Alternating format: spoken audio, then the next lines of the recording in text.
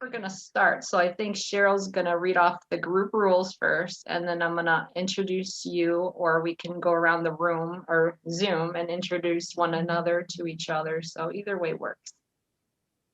I have to Okay. do something weird here. I have to leave the meeting momentarily. Oh, no problem. Okay. This is the Metro Fibro CFS support group rules. Our mission is to help others help themselves live happier, healthier, and more productive lives. We accomplish this by providing articles, newsletters, books, and speakers that focus on fibromyalgia. While we often have input from respected professionals, we are not medical professionals. We are fibromyalgia survivors. Information should always be carefully reviewed with your healthcare provider. Our goal, our group has shared many ideas of you. Some of you may have found interest in them while others not. That is okay. We think it is important to remind you what this group is about. We are a support group. We talk and share our thoughts and ideas. We have speakers each month and also have provided a second meeting on the fourth Thursday each month for you to share. We do not endorse any products. It is for information only. We do like to hear what is working for you. Maybe others will try what you are doing. We tried to make the meetings as positive as possible. Remember, what works for one does not work for all. But it is our duty and goal to bring the... Hello, Cindy. All done. Hi.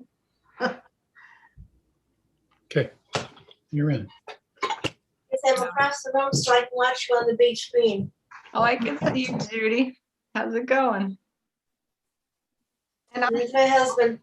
And for those of you who might not remember me, I'm the one that always comes with the handsome gentleman. John. my husband. Hi, nice John. to see you. Did you just call me?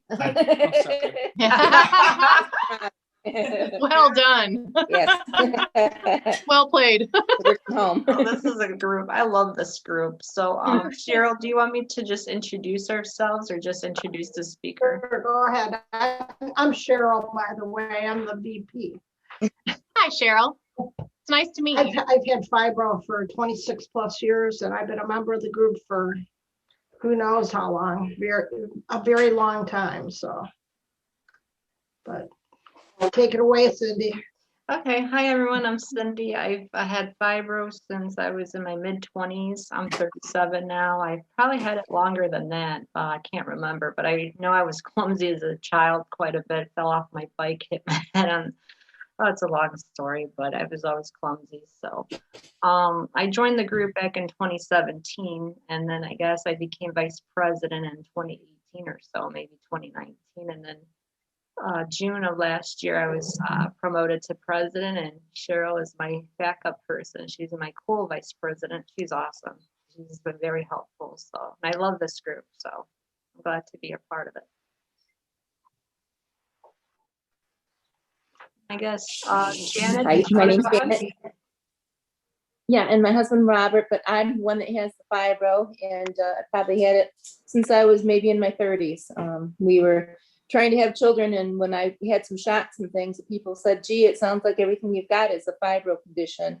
No matter how much water I drank and I worked full time, I was developing that. And recently I've developed a lot of osteoarthritis in my hips, knees, that kind of head therapy, but I could probably get a hip replaced. So sometimes they say that kind of doesn't go hand in hand with fibro, but I know the barometric pressure, like everybody else, we feel it more where the rains or the snows are coming. And I truly, my doctors feel that I have it too. So thank you. Nice to meet you. Thanks. I guess Judy or Jean, whoever wants to go next. We'll just go around the room.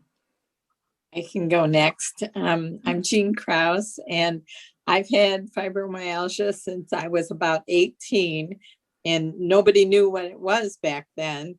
And I'm 76 now, and I cope pretty well with it. Sometimes I require more rest, and I try to walk every day.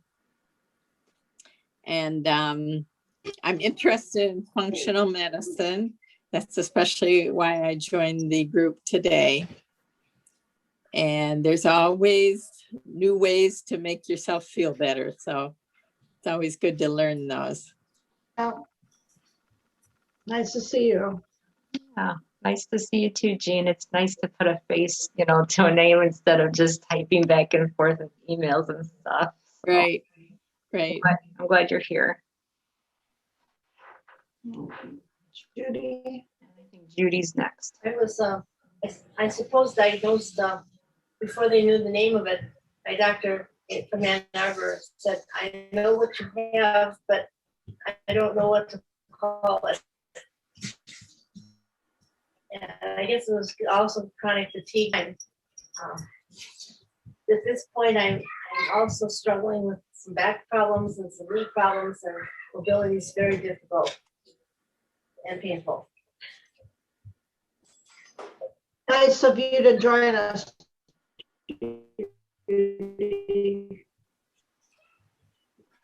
Nice to meet all of you. I got lost. I got the phone numbers and so forth. I lost you. Well, I'm So I glad. guess I need to apologize. My video camera has stopped working. I don't know why. And I'm Yeah. working with the settings, trying to figure it out, but hopefully it'll still let me share screen. Yeah, I'm having issues with my Zoom. It keeps freezing up a little bit. It keeps saying my bandwidth is low or something. So if I tend to freeze out a little bit, don't be surprised. Okay. So I guess we're going to introduce Dr. Campbell now. She's been in practice for how many years now? I forgot. 23 plus and counting.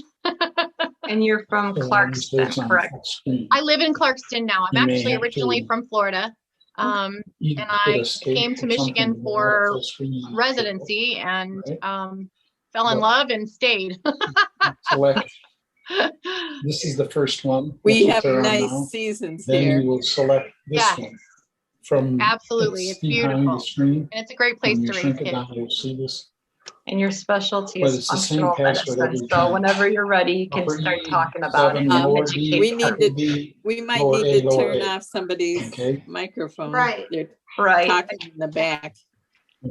John, you're So if having you trouble. guys give me control, I'll share my screen. I put together a PowerPoint that I think will make it, and hopefully it'll work with my camera acting goofy, but I think it will, which Okay. will save us here. Right here. So you know So how let to me shrink know it when I down. can screen You share. don't have to be here the whole time. Whoever is Yeah. hosting has to give me control for screen share. Oh, okay. So how do I press it? Because it's my first time doing this.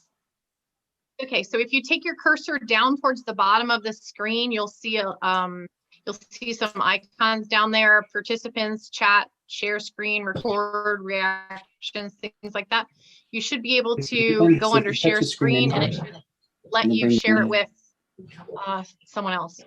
Oh, like, should I click on multiple participants? Maybe. Let's try it. Okay. Well, I clicked on it, so let's see what happens. If we're being honest, I'm better at medicine than I am at Zoom. So, okay, let's see. Yep, that worked. Okay. All right. Yeah, well done. Okay. Should be able to, Yeah, and I we should can be able see to it. start. So can you guys see this? Yes. All right. Get it to go. There we go. So, and I'm going to just move your faces for me just for a second here so we can see my screen. Now, do you give us copies of the slides after the presentation? Oh goodness gracious. I'm having trouble. Technical difficulties. Give me a second. I can, I guess, if you really want me to, but I prefer just to do the video. Okay. And partly because they're in here, I've given you there's some example protocols, and they really are examples. And when Okay. we get there, I'll explain it better. I wouldn't want someone to take it and say, oh, this is what I need to do, because it might not work for them and it might cause a problem for them. So I'm a little bit more protective of the slides than I don't mind the recording at all. Because with that, you'll get me talking and then you'll understand the slide better. So if that's okay with you, I prefer to do it that way just for everyone's safety, if you will. Not a problem. Okay, cool. So understanding functional medicine, or understanding fibromyalgia the functional medicine way, is kind of why we're all here today. But I wanted to tell you guys a little bit about my story and how I got to functional medicine to begin with, if that's okay. And what is different about functional medicine from regular medicine or conventional medicine. And I had some fun with this slide, so I hope that's not going to make you guys dizzy. I was playing with the PowerPoint. You know, conventional, and I grew up in conventional medicine. My father was a physician, and when I was 12 years old, I was diagnosed with an autoimmune disease, and it's Crohn's disease, and I was very, very ill, and almost died. And my experience with it was that there were a lot of physicians. So I started my whole medicine track path really from the patient side of the bed.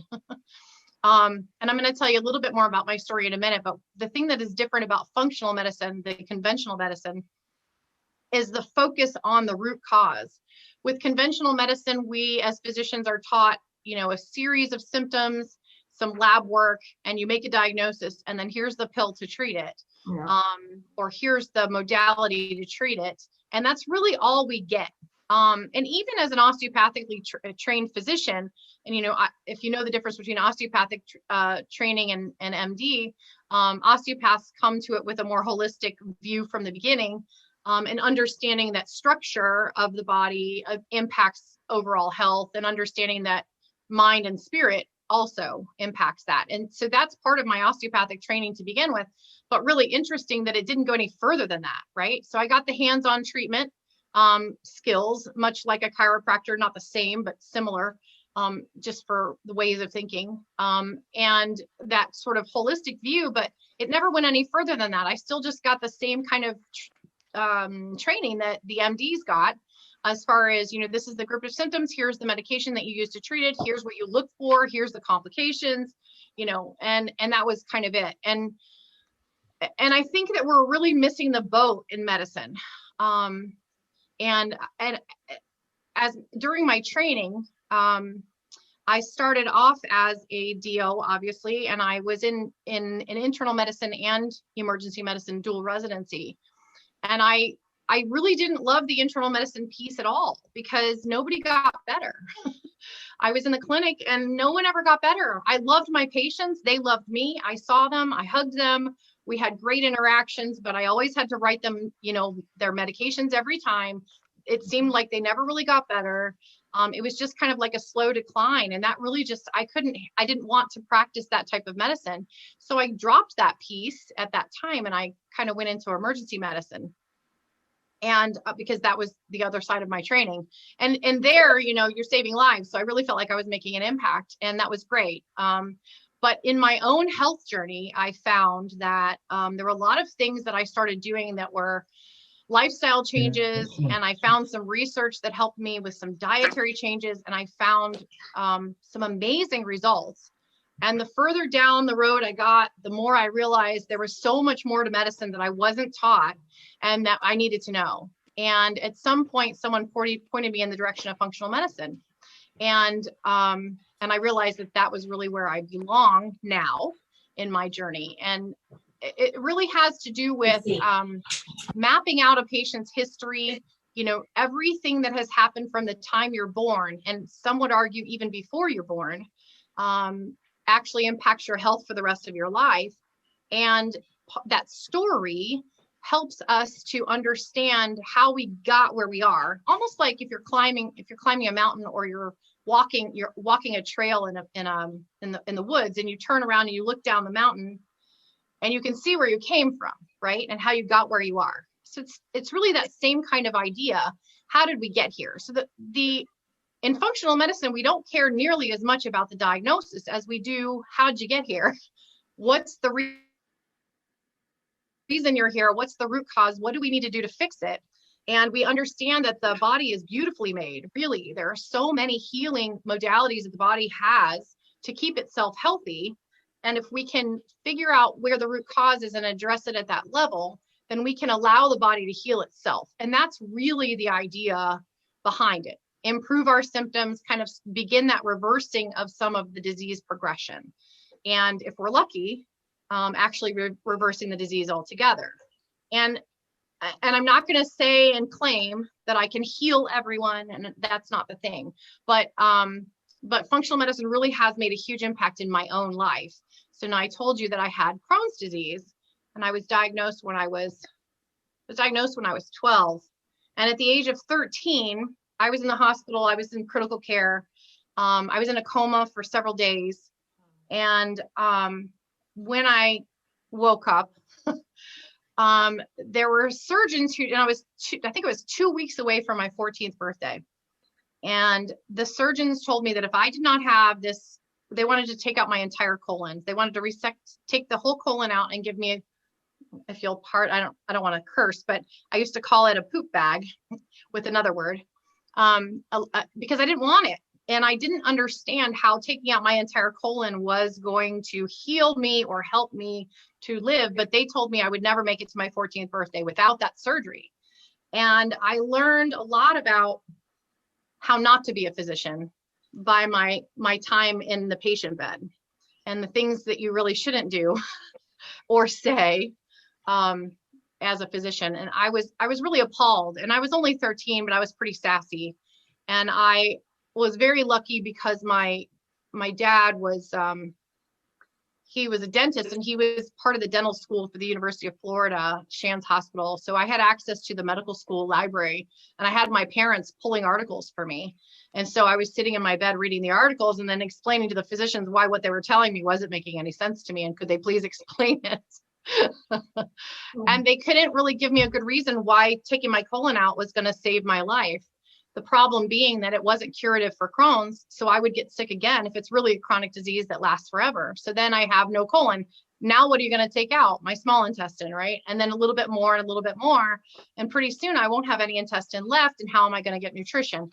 So this was how I came to realize that we needed more physicians who were willing to think outside of the box. I adamantly refused the surgery, was super lucky to have parents that backed me up, because I was a minor and they could have just signed and waved me off, and it would have happened. And I had a physician who was willing to think outside the box. He was MD trained, but he was, I gave him really no choice. And he saved my life. And I still have every inch of my colon, and I'm 50 years old now, and so obviously I didn't need that surgery, right, to make it to my 14th birthday, my 15th, my 16th, or my 50th. And what they ended up doing was using nutrition and complete bowel rest. And so this was how I felt called to medicine. I just felt like my story, my experience taught me that we really needed physicians who were willing to do it differently, to think about the specific patient in front of them, not a recipe medicine that should be for everyone, right? Everyone with fibromyalgia needs to take this. Everyone with Crohn's disease should take this and have this surgery. That doesn't make any sense to me. It never has. And I always say in medicine, two words never to use. You never use never, and you never use always. Because, I'm not God. I don't know. And there's a lot of things we still don't know. And I think that every patient that comes to the table is different.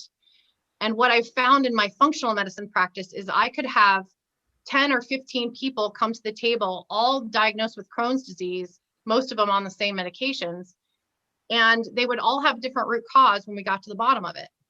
And so to me, personalized medicine, as opposed to conventional recipe medicine, is really where it's at.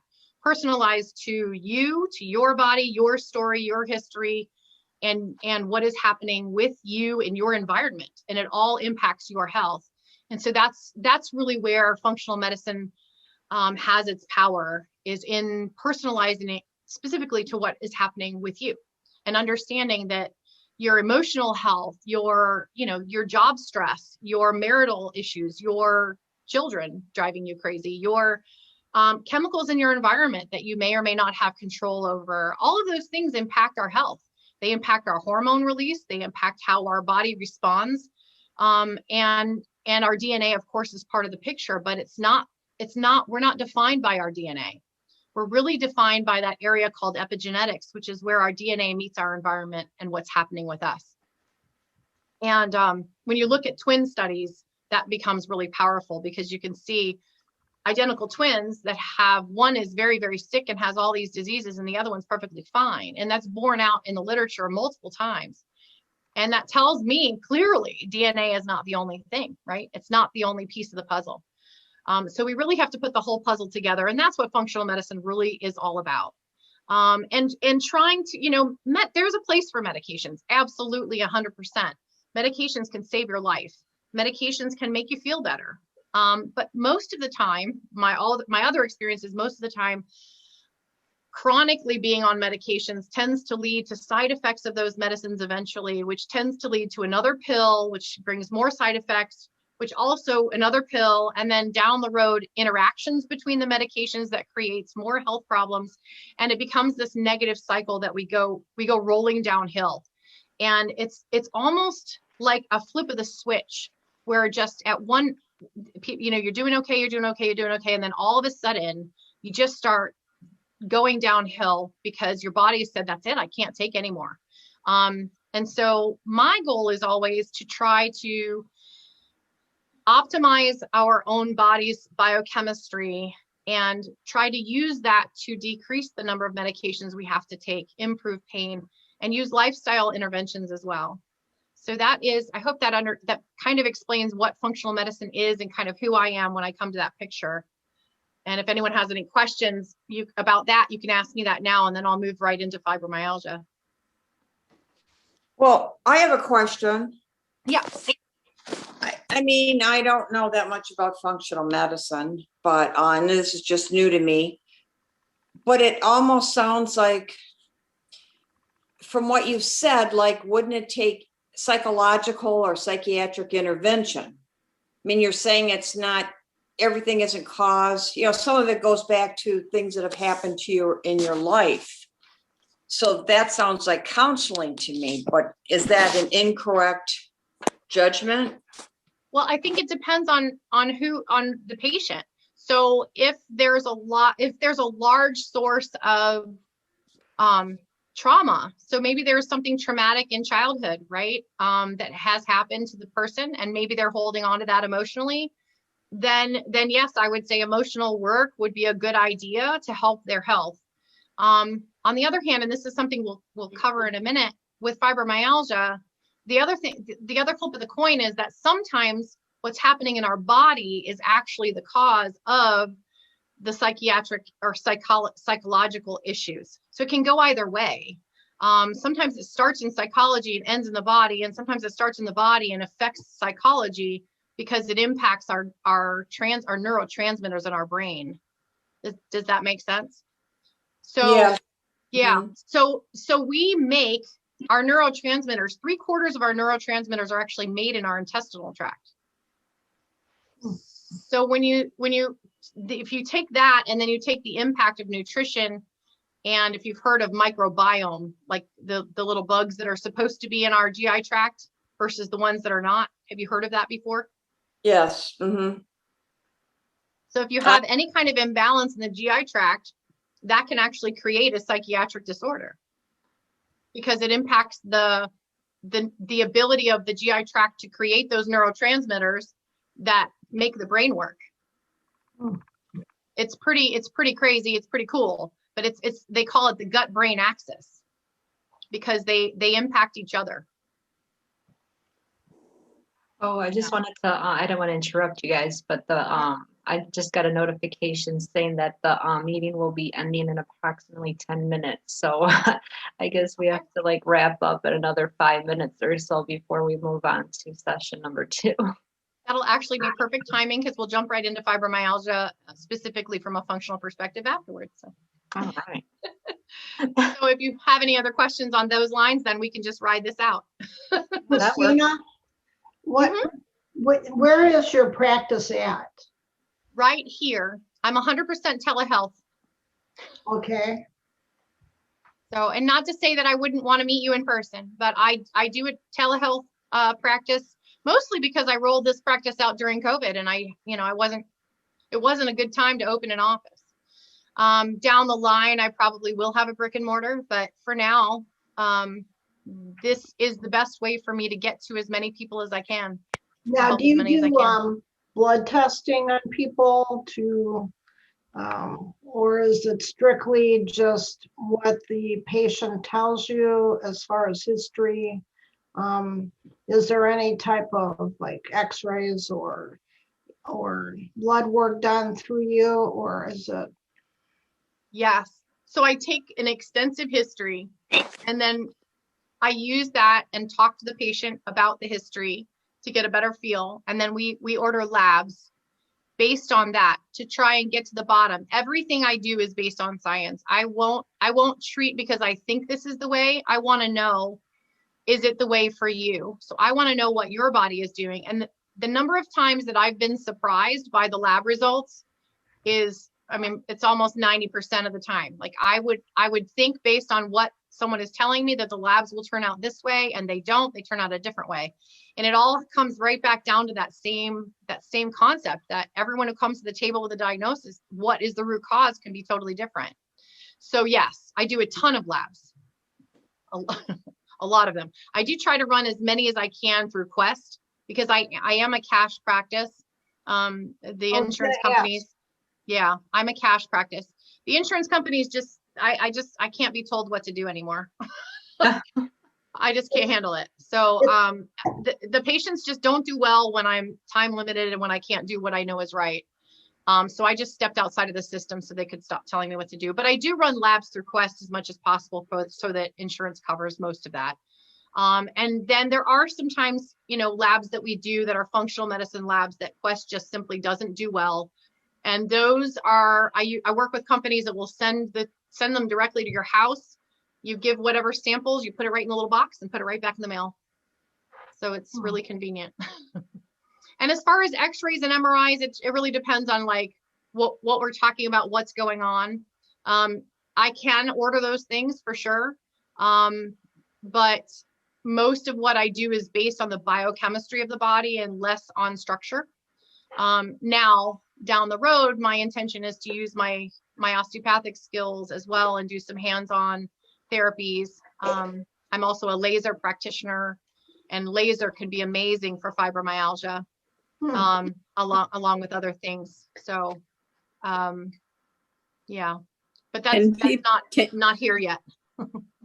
Can people submit your costs to their insurance, like as a non-network cost? So I have my practice set up. I have a couple of ways that it can be done.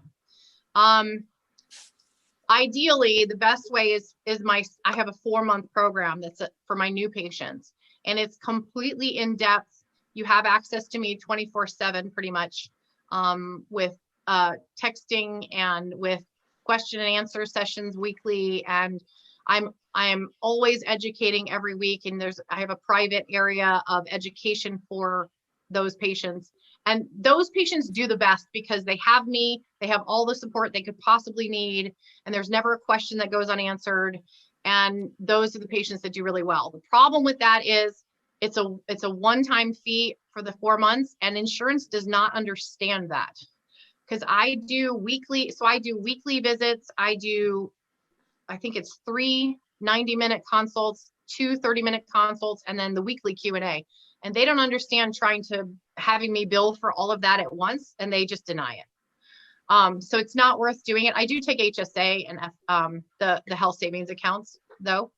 I can, however, do a single consult.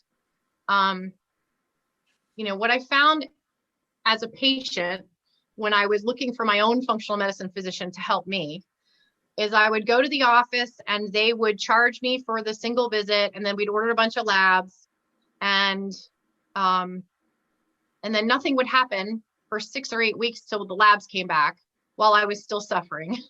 Nothing, absolutely no intervention whatsoever.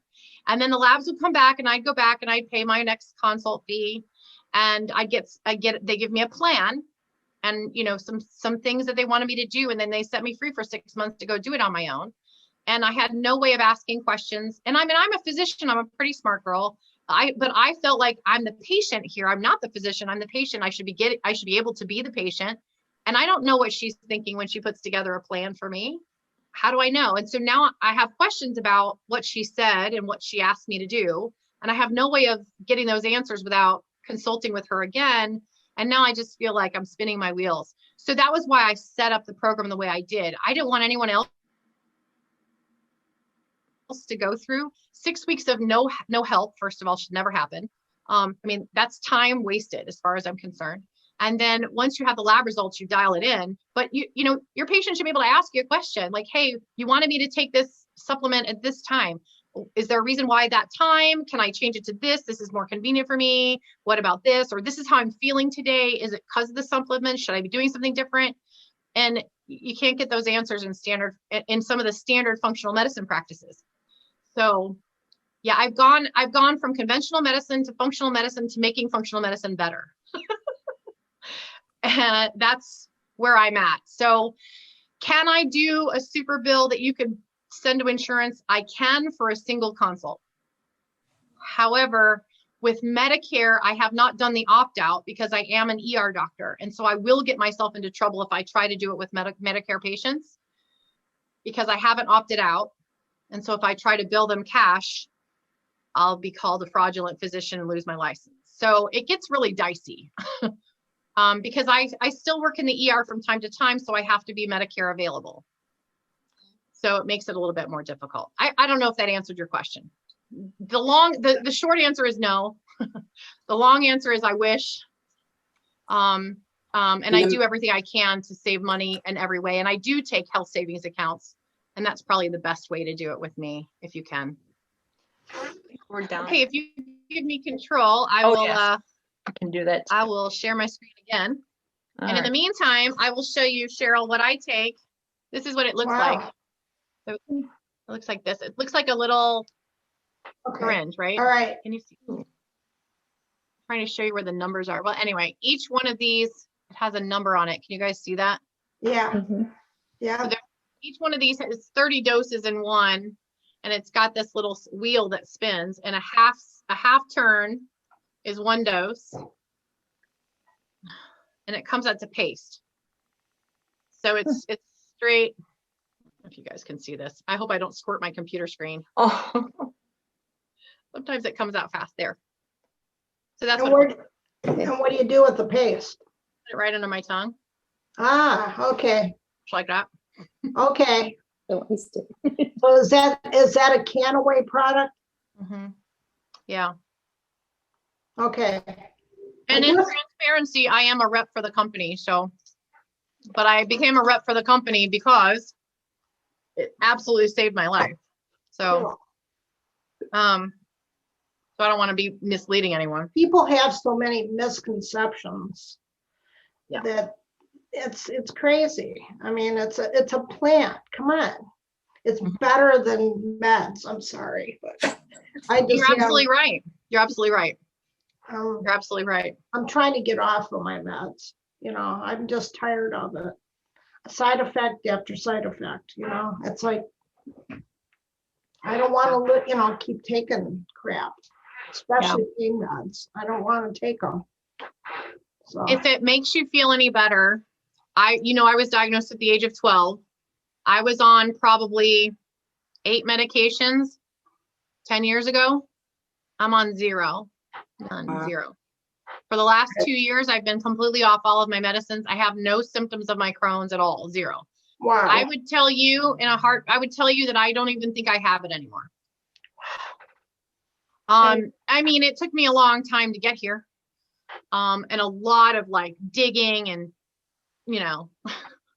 really picking my life apart and trying to figure out what else I could do. What's the next thing I can do? What else can I do? But that was what drew me to functional medicine, because that's really what, excuse me. I just wish it was more like functional medicine was more, well known and accepted. And I wish instead of getting the disease and treating it with medications, if people could just prevent it, it's just, that's just my, Gosh, Cheryl, me too. Me too. And I really feel like we need a revolution in medicine. Yeah.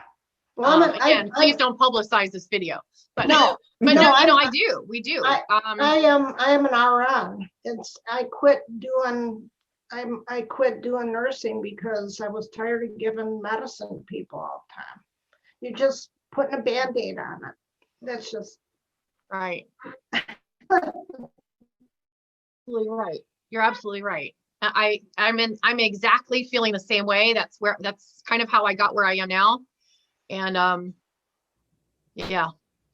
Unfortunately, and you know this as an RN, it's a financial institution, you know.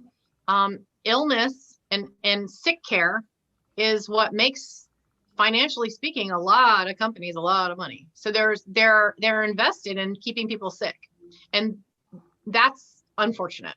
It is on so many levels, and there's a lot of levels of that keep that wheel turning. Yeah, I was for a while there. I did Lamaze classes, so I did more natural stuff, and I taught. I learned reflexology, and I did that for a while, and I ended up just quitting and working at a school.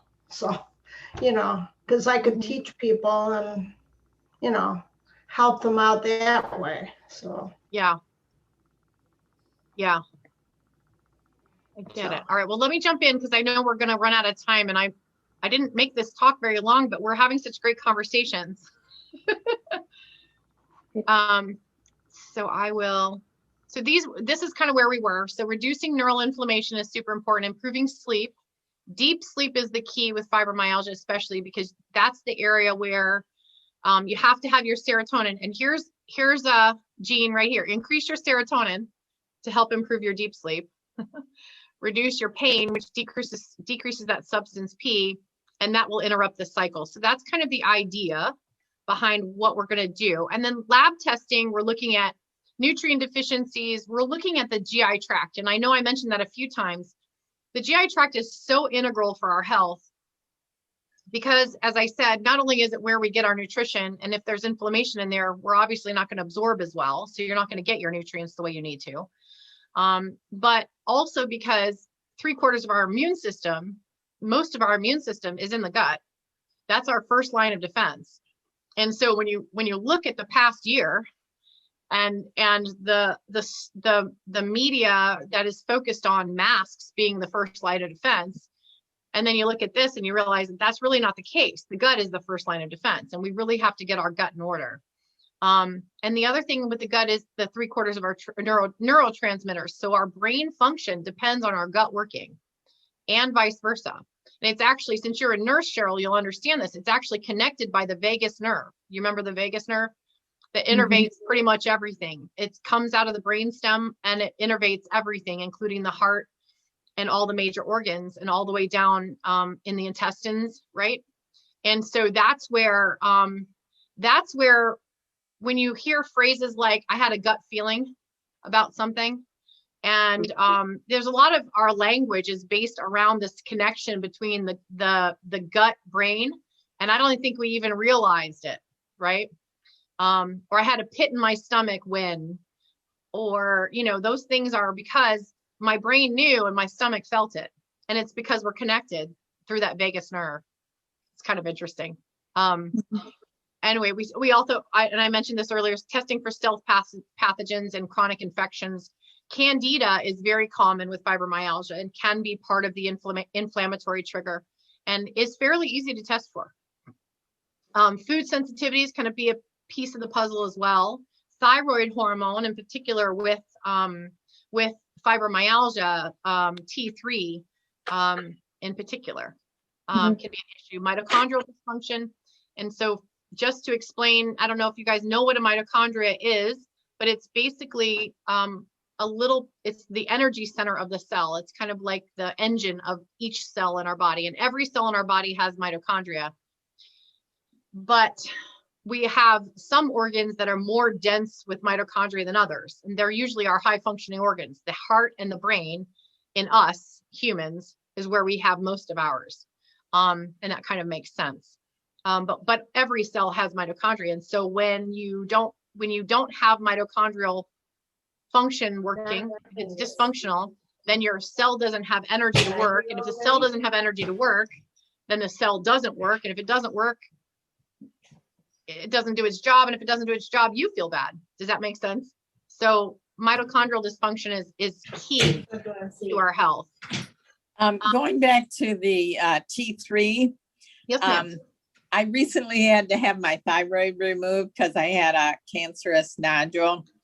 And so I'm going through the testing of the TSH and the T4 and the free T3. And I'm not sure that the levels that they call normal are good for me.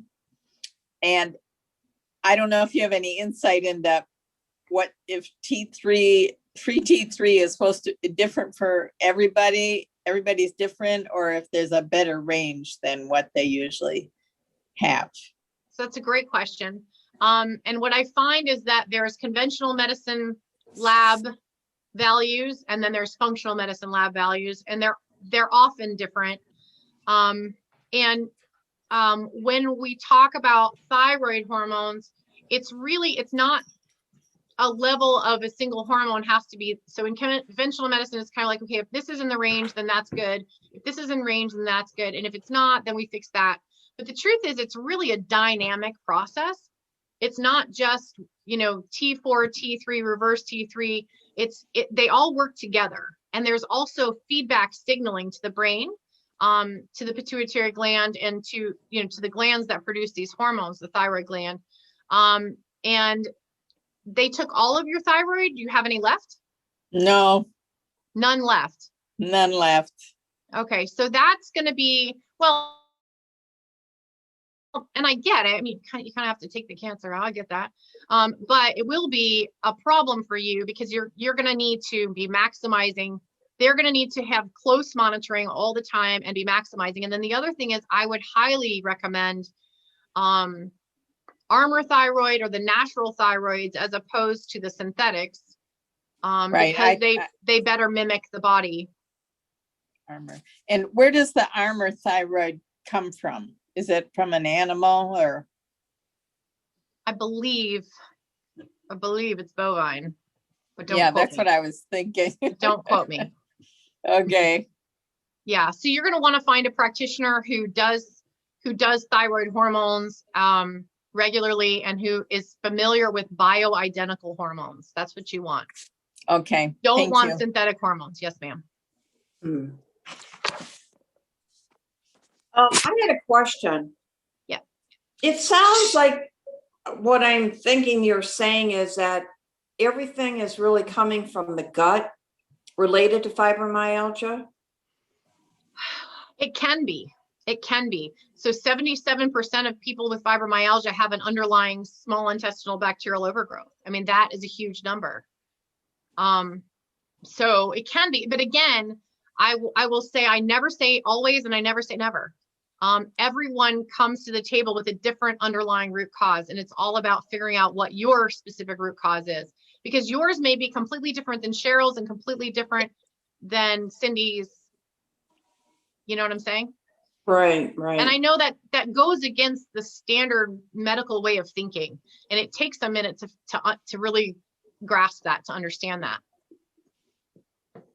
I'll give you a good example. So I have 3 patients in the last year and a half that came to me for chronic urticaria, chronic itchy rash. And it's all from mast cell dysfunction. And when they go to conventional medicine, they're going to get steroids and antihistamines, and that's going to be their treatment, right? And that's all they're going to get. And that's what they did get, and antibiotics, and a number of other things that didn't do them any good. And all 3 of them came to me. And in the last year and a half, in digging through their labs and things, one of them had celiac disease. That was her source. One of them had Lyme's disease. It took me a while to figure that out, but that was her source. And the other one had SIBO. And so they all 3 had the exact same diagnosis, and seen in conventional medicine, had the same medications and the same treatments, and got nowhere. But they came to me, and it turned out to be completely different reasons. How do you test for SIBO? There's a number of tests that you can do. There's urine testing. stool testing, and SIBO and breath testing. And the breath testing has been traditionally not very accurate, but there is a new test that came out. It's one of the great things that happened in 2020. I know there weren't that many great things, but that was one of them. It's a much better test. And I am using it now, so I'll let you know.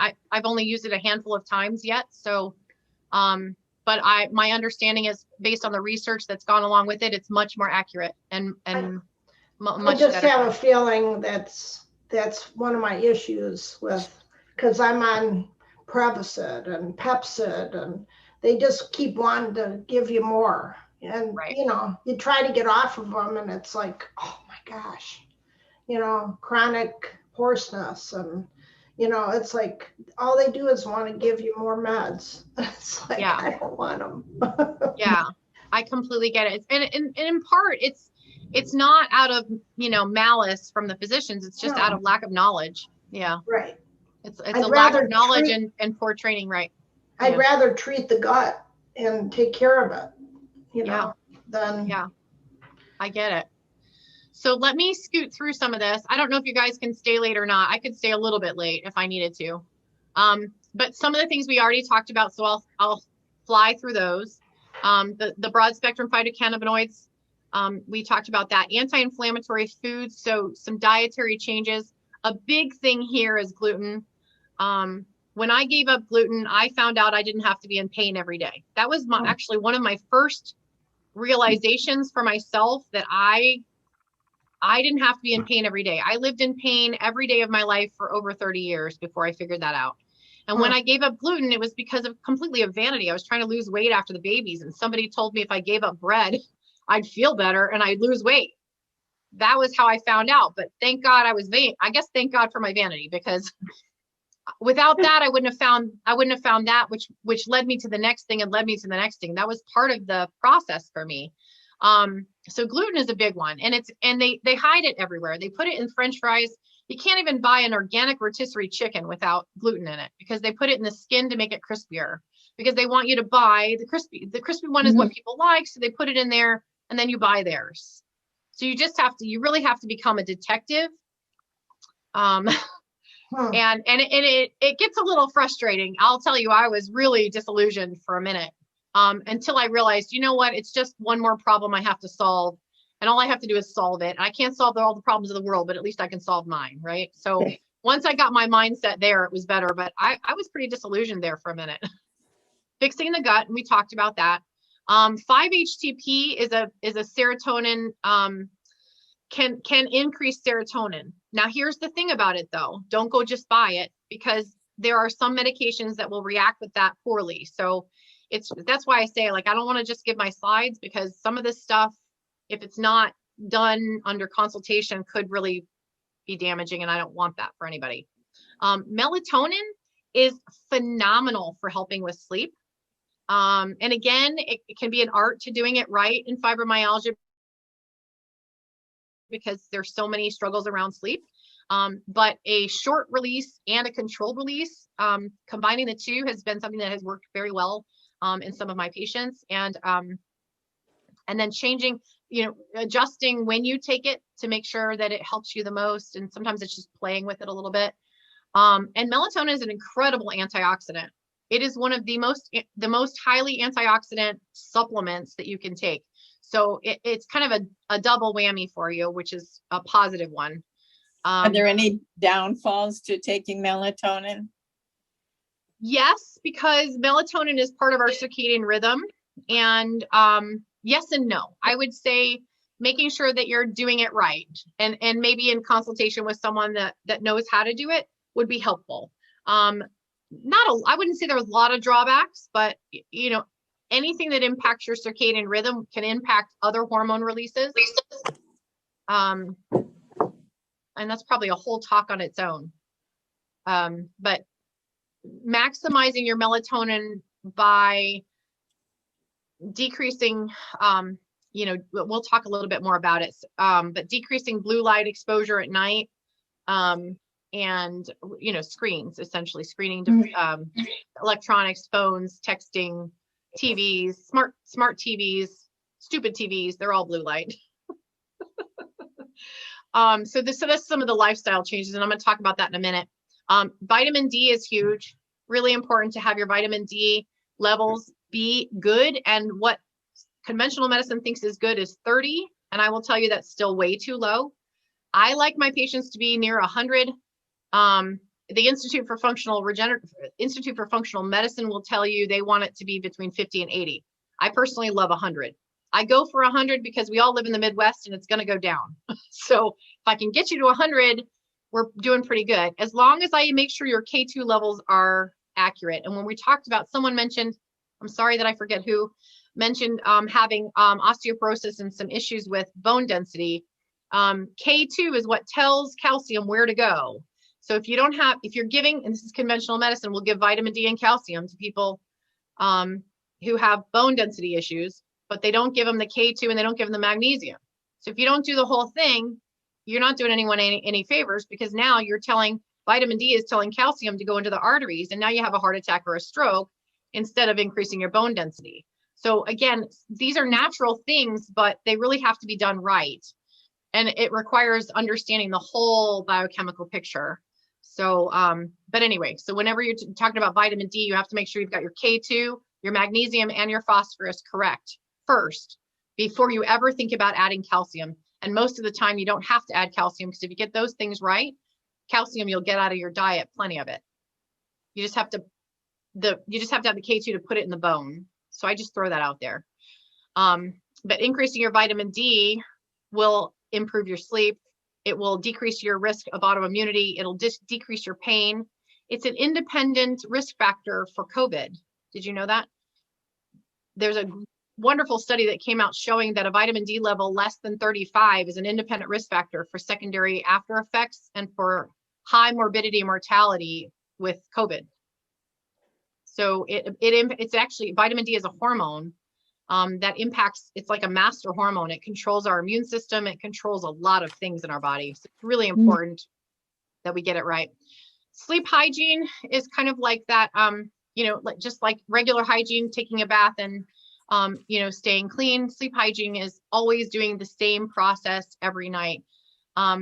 And so that your body knows it's coming. So if you dim the lights after sunset and you turn off your screens and you have a ritual, whether that's reading or whether that's washing your face, brushing your teeth, whatever it is, doing the same thing every night, and then laying in bed in a dark room with, no distractions, very little, no screens on. That's the best way to go to bed, and trying to do that at the same time of day. And then waking up at the same time of day. That's really, really helpful. And it seems like a no-brainer, but at the same time, most of us don't do all of that unless we think about it. Limiting your blue light exposure 3 hours before bed, not eating 3 hours before bed is really important too. Because if your body is busy digesting food, it can't recover. It can't get into the REM sleeps. It can't do all those things because it's too busy. It's working still. It needs time off so that it can do the recovery piece. So I would say don't eat 3 hours before bed, no blue light 3 hours before bed. This one's hard for us because we love our pets and they sleep with us, but we do the rest. So you do what works for you, right? And this is more in some of the studies about blue light, but you can buy these amber glasses or blue light blocking glasses so that if you do have to be in front of a screen, whether it's for business or pleasure, and you want to do it, but you want to block the blue light, this is a good way to do it. It's not 100% solution, but it does definitely help. And there's some sleep hygiene, and I'm happy to send these handouts over on the sleep hygiene if you guys want. I know I said I wouldn't share my slides, but the handouts on the sleep hygiene are really nice. And this is so small, I don't think you guys can even read it, but I can send it over after the fact. We talked about this already, but getting, one of the big things is sunscreen. They're always telling us, put sunscreen on, or you get cancer. But the truth is, if your vitamin D levels are low, that's an independent risk factor for cancer. If you put chemicals on your skin, that's an independent risk factor for skin cancer. And so you have to make sure if you're using, you want to get your vitamin D before you put the sunscreen on, because once you put it on, you're not going to get any vitamin D anymore. So you could be outside all day long, but if you have sunscreen on, you're not getting any vitamin D across your skin. Obviously you don't want to burn. And so I would suggest at least 20 minutes a day, as much of your skin as possible exposed, and then put your sunscreen on so you don't burn. But at least then, and there's actually, there's an app for your phone called D-Minder, capital D hyphen Minder, M-I-N-D-E-R. And you can use that. It will tell you how much you need to be exposed based on the amount of clothing you're wearing and how long, based on where you are in the country or in the world. It's a really cool app. It's totally free. So you should check that out. It helps you figure out how much you need. So you don't have to take the supplements. You can use the sun. It's free, right? God gave us that one. We don't. I have a question about vitamin D. Yes, ma'am. I take it, and my husband just recently heard that, and I take the oil, a pill, but it's oil. Mm-hmm. And he asked somebody, in a health food store, because he had bought some by mistake on a mail order, and they came as tablets, not oil. And the health food store person said, oh, some people think it's better because the oil, they use something to make the oil, or there's some kind of oil in it, and that gets like stuck in your body, certain places or whatever. I mean, I've never heard that. What do you think about that? So there are some different formulations of supplements that are more bioavailable. They're talking about absorptive capability and bioavailability of the supplement. And yes, there is some truth in that. There are different companies out there, and different formulations. And again, I would say it's personal too, to what's going on with you. If your gut is absorbing fine, you'll probably do fine with a tablet. But if your gut is not in great health, then you might do better with a micellized spray in the mouth, so that most of the absorption is in the mouth. And even though you swallow what's left, you're getting most of the absorption in your mouth where you don't have an issue. Whenever we talk about swallowing supplements, we are always losing a certain portion of that to liver metabolism. So when the capsule gets to the stomach, and the acid in the stomach opens up the capsule and you begin to digest and absorb it, some of that goes into the liver, and the liver metabolizes it off before it gets to your body. So no matter what it is, whether it's hemp or anything else, that's why hemp under the tongue is better than a hemp capsule, because you lose 40% of the hemp to the liver metabolism. But if you put it in a capsule or in your rear end, if you're okay with that, if you're aiming there, but those are the two ways to get it in and not lose anything to liver metabolism. So I'm being honest, and frankincense is another one. So there's a lot of people who use frankincense as an anti-inflammatory. If you go on PubMed, there's some incredible research on frankincense and cancer. Look up frankincense and cancer. I didn't say anything about it curing anything. You can go look it up. It's pretty incredible. And there's great studies on frankincense and Crohn's disease. So anyway, there's different ways of doing things, but yeah, so it depends on you. I hope I'm answering the question well. It depends really on you and what's going on with you. I would say liposomals and micellized tend to be more bioavailable for people who have gut issues, if that's helpful. Well, I've always taken the oil, like I say, it's in a capsule, but it's oil, and I've taken that for years. And I mean, it regulates my D, so I haven't had any issue with it. What's your vitamin D level now? When was the last time they checked it? I checked it about 4 months ago. I'd have to look it up, but I mean, it was fine. It was like maybe low 50s or something. Okay. Yeah, I don't remember exactly. I'd have to look it up, but it was good. Yeah.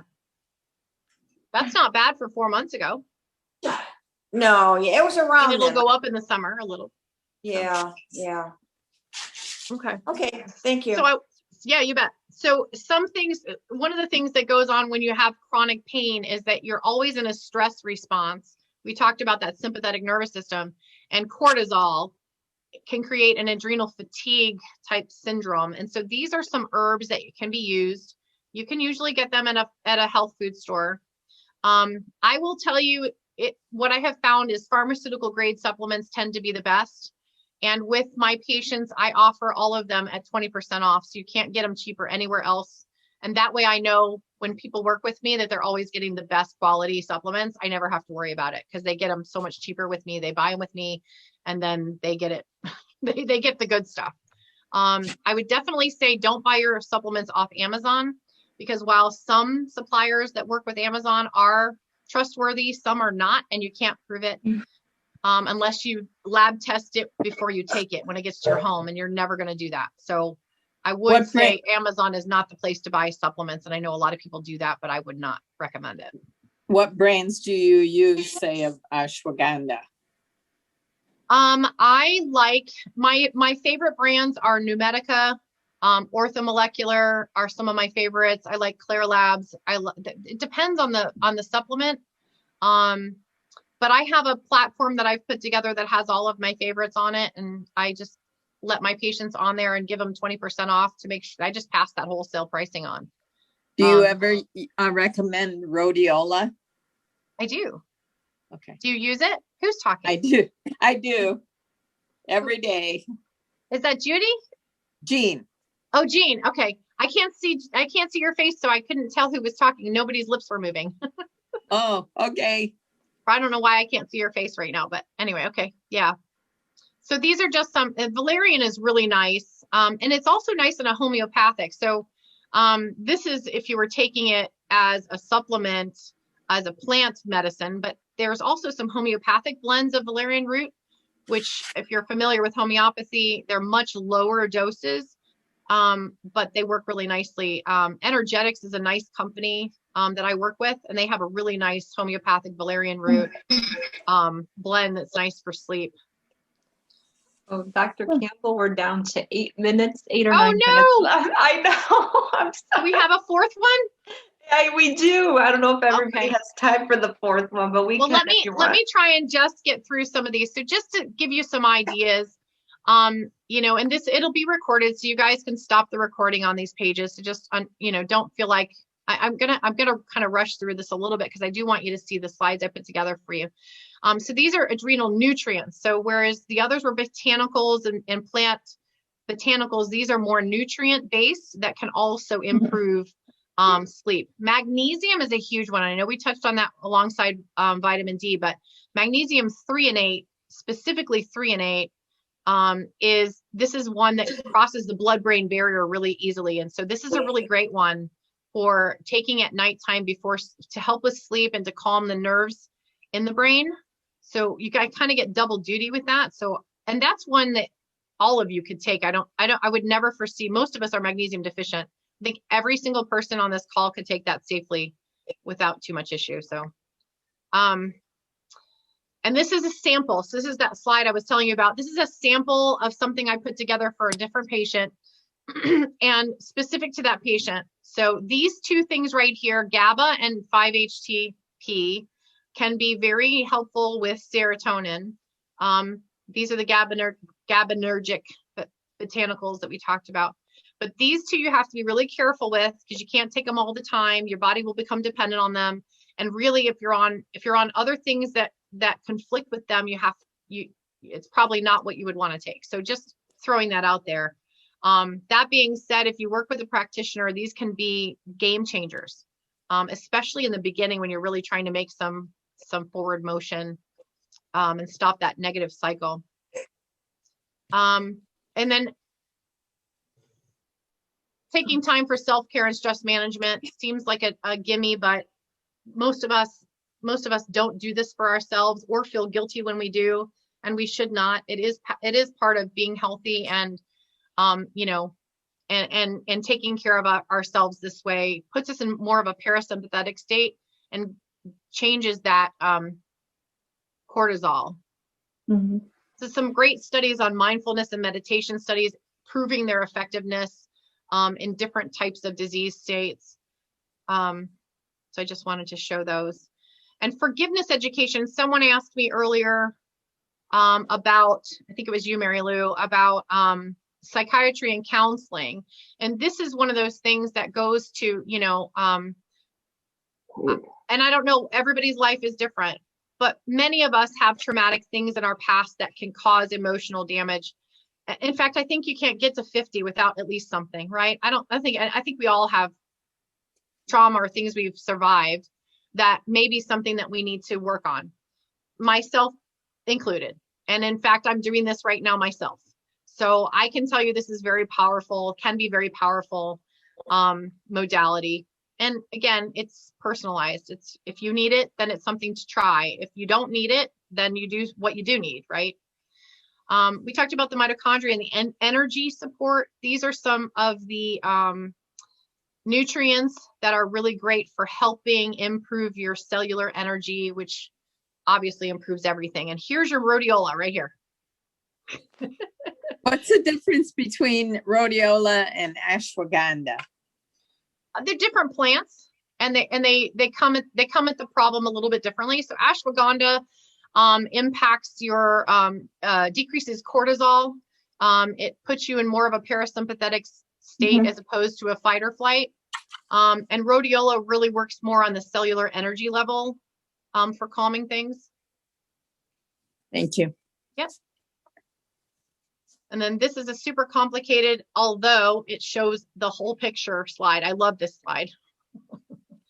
So the central, right, it all comes from central. This is the source of the issue, but it impacts your pain dampening system, the central sensitization, the substance P, the excitation of the nerves that's causing the pain. It just kind of goes through this whole pathway. It's a really pretty and inclusive picture of the whole gamut of what's going on in fibromyalgia. In any one of these places, if you do an intervention, you're going to find some benefit. And then this is really for true muscle spasm, but some people with fibromyalgia do end up getting muscle spasm because you get referred pain, and then that impacts your muscles, and then you have compensatory muscle spasms. And so this can be, all of these things can be really helpful, not necessarily all at once, but you can try one and see if it helps you. Valerian is a favorite of mine. I already mentioned that. Magnesium is huge. This is a really great one because it does so many things that our body needs. I don't love giving calcium, but I still put it here because for some people it does work.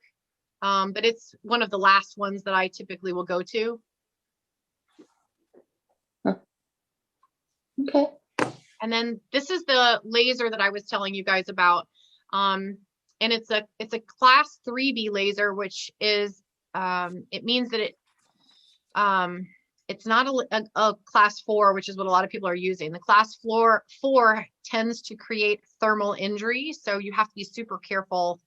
The side, it can be helpful, but you have to be really careful with the amount of time you use it on a patient. For how long. The practitioner really has to be well trained. The low level laser therapy I've actually had better results with for whatever reason. And this is kind of what it looks like. This is a probe. So there's 3 diodes in here, and it's kind of like it's almost like treating trigger points with a needle, but instead you're using light therapy, and it penetrates deep into the tissue. And it increases circulation, decreases inflammation, and it will completely break up these trigger points that often come with fibromyalgia. And that obviously decreases pain. And then there's also a wide paddle that you can use on larger areas. I don't know if you guys can see that there with the 3 diodes. Functional medicine doctor in Franklin. She is also a does nursing at Beaumont, and she just happened to be my nurse just about a month ago. Yeah, That's very fantastic. interesting. Yeah. Yeah. So it looks like my camera decided to work again. Oh, That's good. See if it lasts. I think we have everybody back now, all 7 of us. This is great. All right. Hey, So did Can you? you give me a control again? I'll, Oh, yes. Let me Okay. I can do that. now That's you know it? how. Okay, thanks, Jim. I gotta go back to work. So, Dr. Campbell, the answer on Medicare is you cannot use it, right? That's correct. Okay. I wish I could. I really do. Right. But I'm more than willing to do discounts and make some accommodations as best as I can. So if that's something you want to talk about, we can talk about that. Yep, I think I put you in control again. So if you want to keep Okay. resuming or if anybody had any other Okay. questions. Hit you. Very pleased.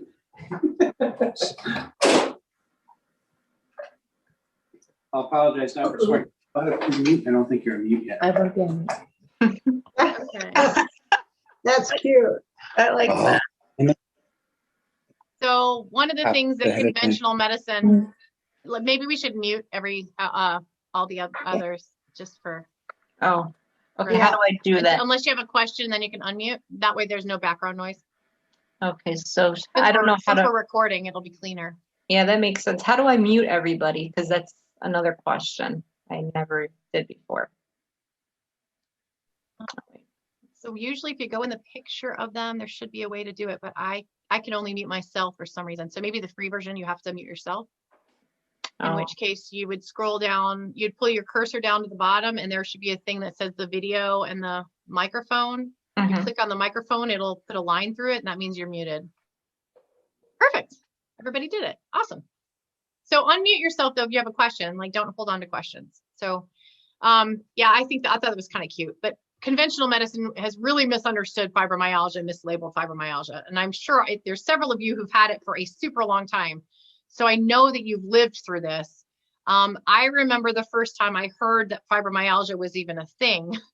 And that was after I was already out in practice. But there wasn't a lot known about it, right? And there was, there were tender points and we were supposed to figure out how to diagnose it based on that. And a lot of there was a lot of stigma around fibromyalgia as, these people are crazy. And it really doesn't serve the population of people because that's not actually what's happening at all. And I'm very aligned with this because it was the same for Crohn's disease. When I was diagnosed at the time, they thought Crohn's was related to psychiatric issues. And in fact, there was even a paper I read that, suggested it was a result of psychiatric medications that had been given to a patient. And I was kind of offended by that, as I'm sure others are about this.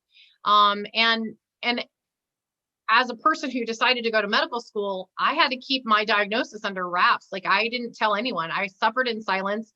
No one in my medical school knew that I had this. No one other than my closest of friends that knew me when I was sick and my parents. I told zero, nobody.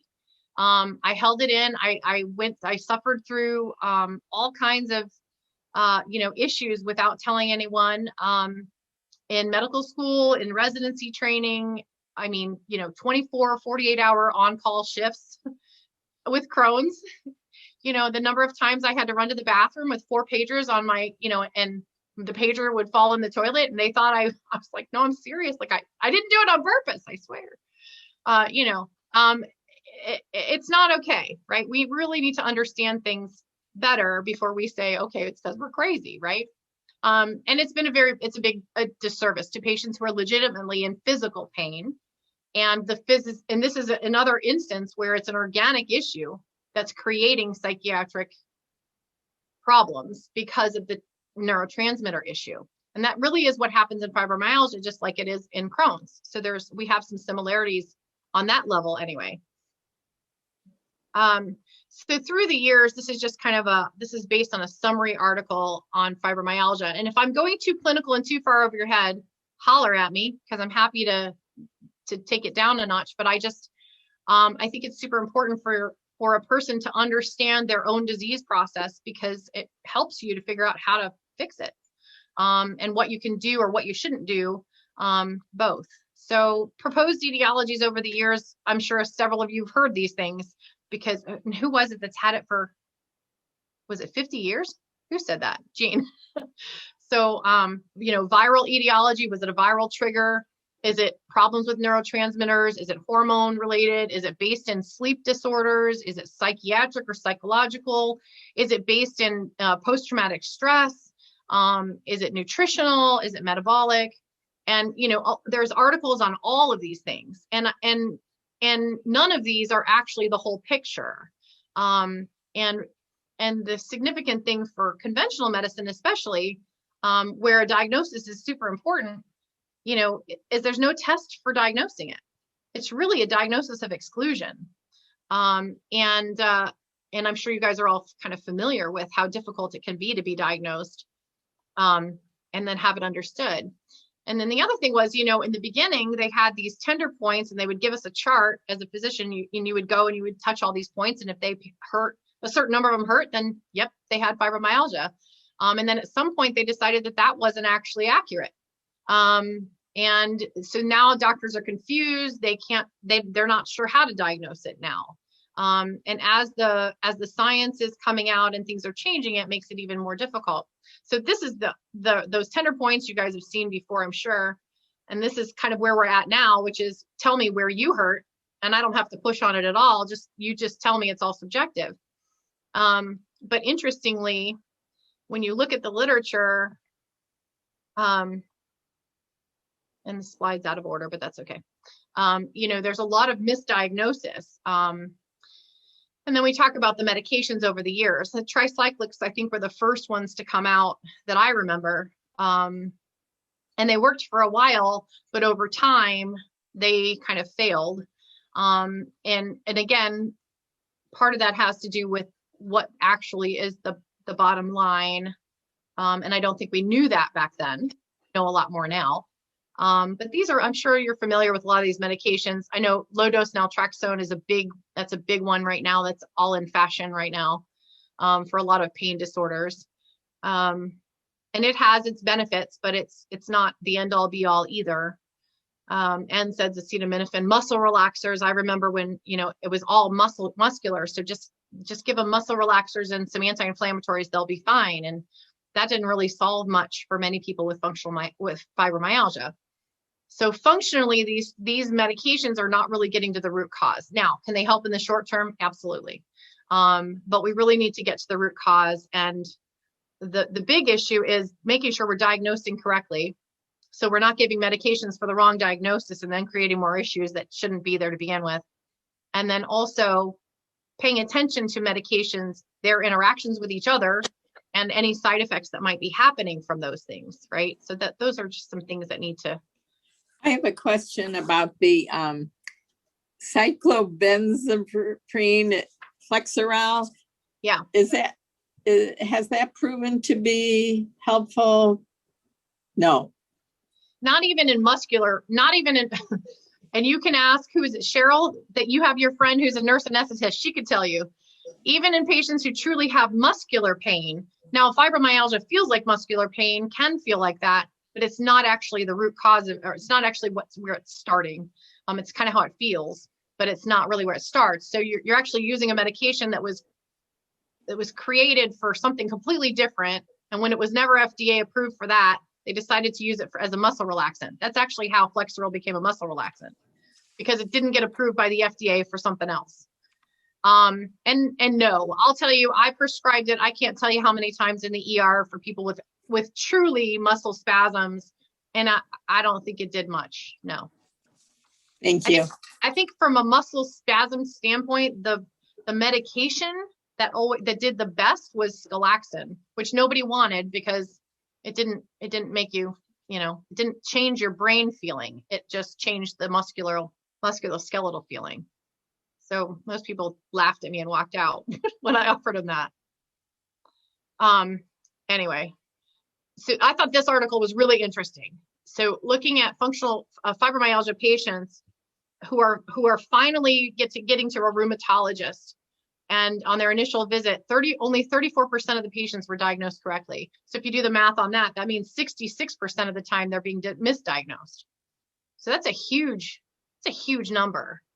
And that's a problem. And I'm not sure how to fix that per se, but I just to bring it to people's attention.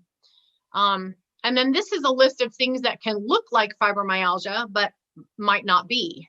Chronic fatigue syndrome, myofascial pain, organic depression, anxiety, multiple bursitis and tendonitis, lupus, rheumatoid arthritis, some other, rheumatologic disorders. And then stealth infections are a big one. Lyme's disease is one that is a disease that goes well underdiagnosed, especially in the Midwest when we have such a high incidence of ticks and tick-borne illness. And a lot of people, and it can be an underlying cause of fibromyalgia. So this is the kind of stuff that I would be always looking for from a lab standpoint. Anyway, these are all things. So insulin resistance and dysglycemia syndromes can look like this too. Multiple sclerosis can be misdiagnosed. And here's that dysbiosis, when the microbiome and there's things going on in the gut actually is impacting the hormones, the neurotransmitters that's creating the pain. And this is interesting too. So 77% of fibromyalgia patients have underlying small intestinal bacterial overgrowth as part of the root cause of their issue. So in the functional medicine literature, that's pretty significant because that's a treatable disease. SIBO is treatable. And if we find that you have that and that's part of your root cause and we can treat that, then your underlying or the amount of suffering you're going through could be less. We can fix that. And this is just another busy slide that kind of gives you that same idea. So this is the classic fibromyalgia, this is really fibromyalgia. And then this is other things that could be fibromyalgia but aren't. And that's really what all of this is.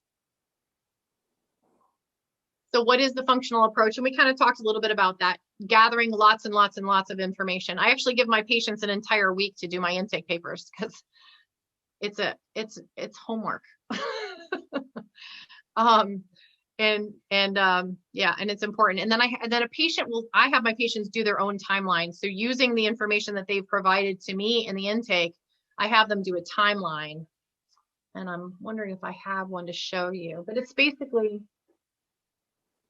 well, I can send you an email form of the timeline, what it looks like, but it's basically the patient would map out from their parents and their own like family history. And then when they were in the womb, so when mom was pregnant with you, what happened during that time, and then everything along that timeline until today. And the patients map that out. And I'll tell you, it's a powerful thing to do for yourself. It took me a month and a half to do my own timeline because it was really emotional for me to realize how I was diagnosed and how much of my early childhood was really the reason I was diagnosed with what I was diagnosed with. And realizing how that could have been fixed or reversed was a lot to deal with. So I find that it's a really great exercise for people to do as part of that healing process from an emotional standpoint. And then we do a lot of questionnaires. And a lot of times I'll meet with people and then based on the things they've told me in their intake, I'll send them more questionnaires to get deeper into that issue. Specifically with fibromyalgia, sleep is often a big deal. There's a lot of problems with sleep that tend to be associated with it. So I would have a sleep questionnaire that was really detailed about every single thing about sleep, and that kind of thing. And then lab testing, looking for nutrient deficiencies, inflammatory factor testing, and some other things. And then ruling out these other conditions that we talked about is really important. But ultimately finding that root cause. And so when we talk about fibromyalgia from a functional standpoint, I don't know if you guys have seen this before, but it really comes down to neural inflammation as what causes that would be the true root cause. But this is part of what creates this pain syndrome. It's called central sensitivity syndrome. And there's several things that are in that wheelhouse, if you will. Migraines are one. This is something I suffer from, and it's a neural inflammation issue. Irritable bowel syndrome, chronic fatigue, fibromyalgia is here, but then there's restless leg syndrome. And these are all kind of on this continuum of neural inflammation, and central refers to the central nervous system. So central nervous system sensitivity syndrome. And that's really where fibromyalgia lies, is in this area.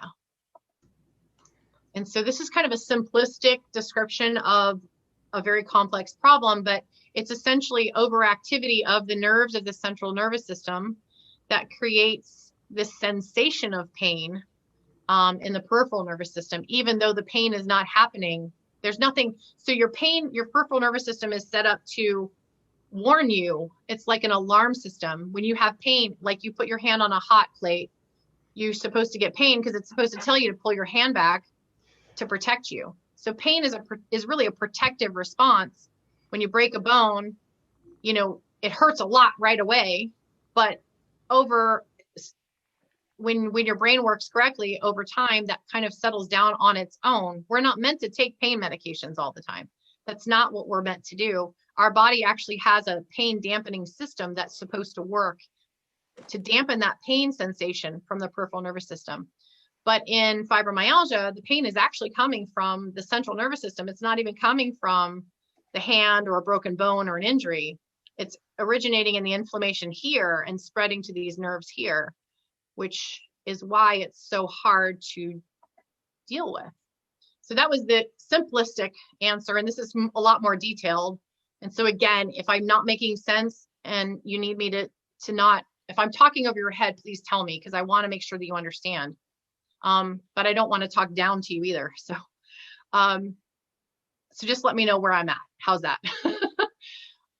So when we're talking about what happens to create this painful syndrome, fundamentally, as I said, it's a central nervous system disorder. And what happens is that inflammation. So I don't know how many of you have had an EEG done where they do, you know how they do the electrical tracing of the heart for heart attacks in EKG? They do the same thing for seizures across your head. Well, they also do that for this. And what happens is you'll see this change in the alpha wave pattern on the EEG. And that is because of the inflammation, but it creates this lack of sleep and this sleep disorder problem. It also creates an oversympathetic drive. So when we talk about the sympathetic nervous system, it's that fight or flight response you guys have heard of. So if you think of a deer in the woods who's just grazing and super happy and totally chill and like absolutely calm and just eating, that deer is in parasympathetic mode. That's where we all should be living there most of the time. And then if a lion comes along, scares him, all of a sudden he goes right into sympathetic hyperactivation, that fight or flight response. That's that stress response where you get the cortisol surge, your heart starts to race, you feel anxious, you're racing.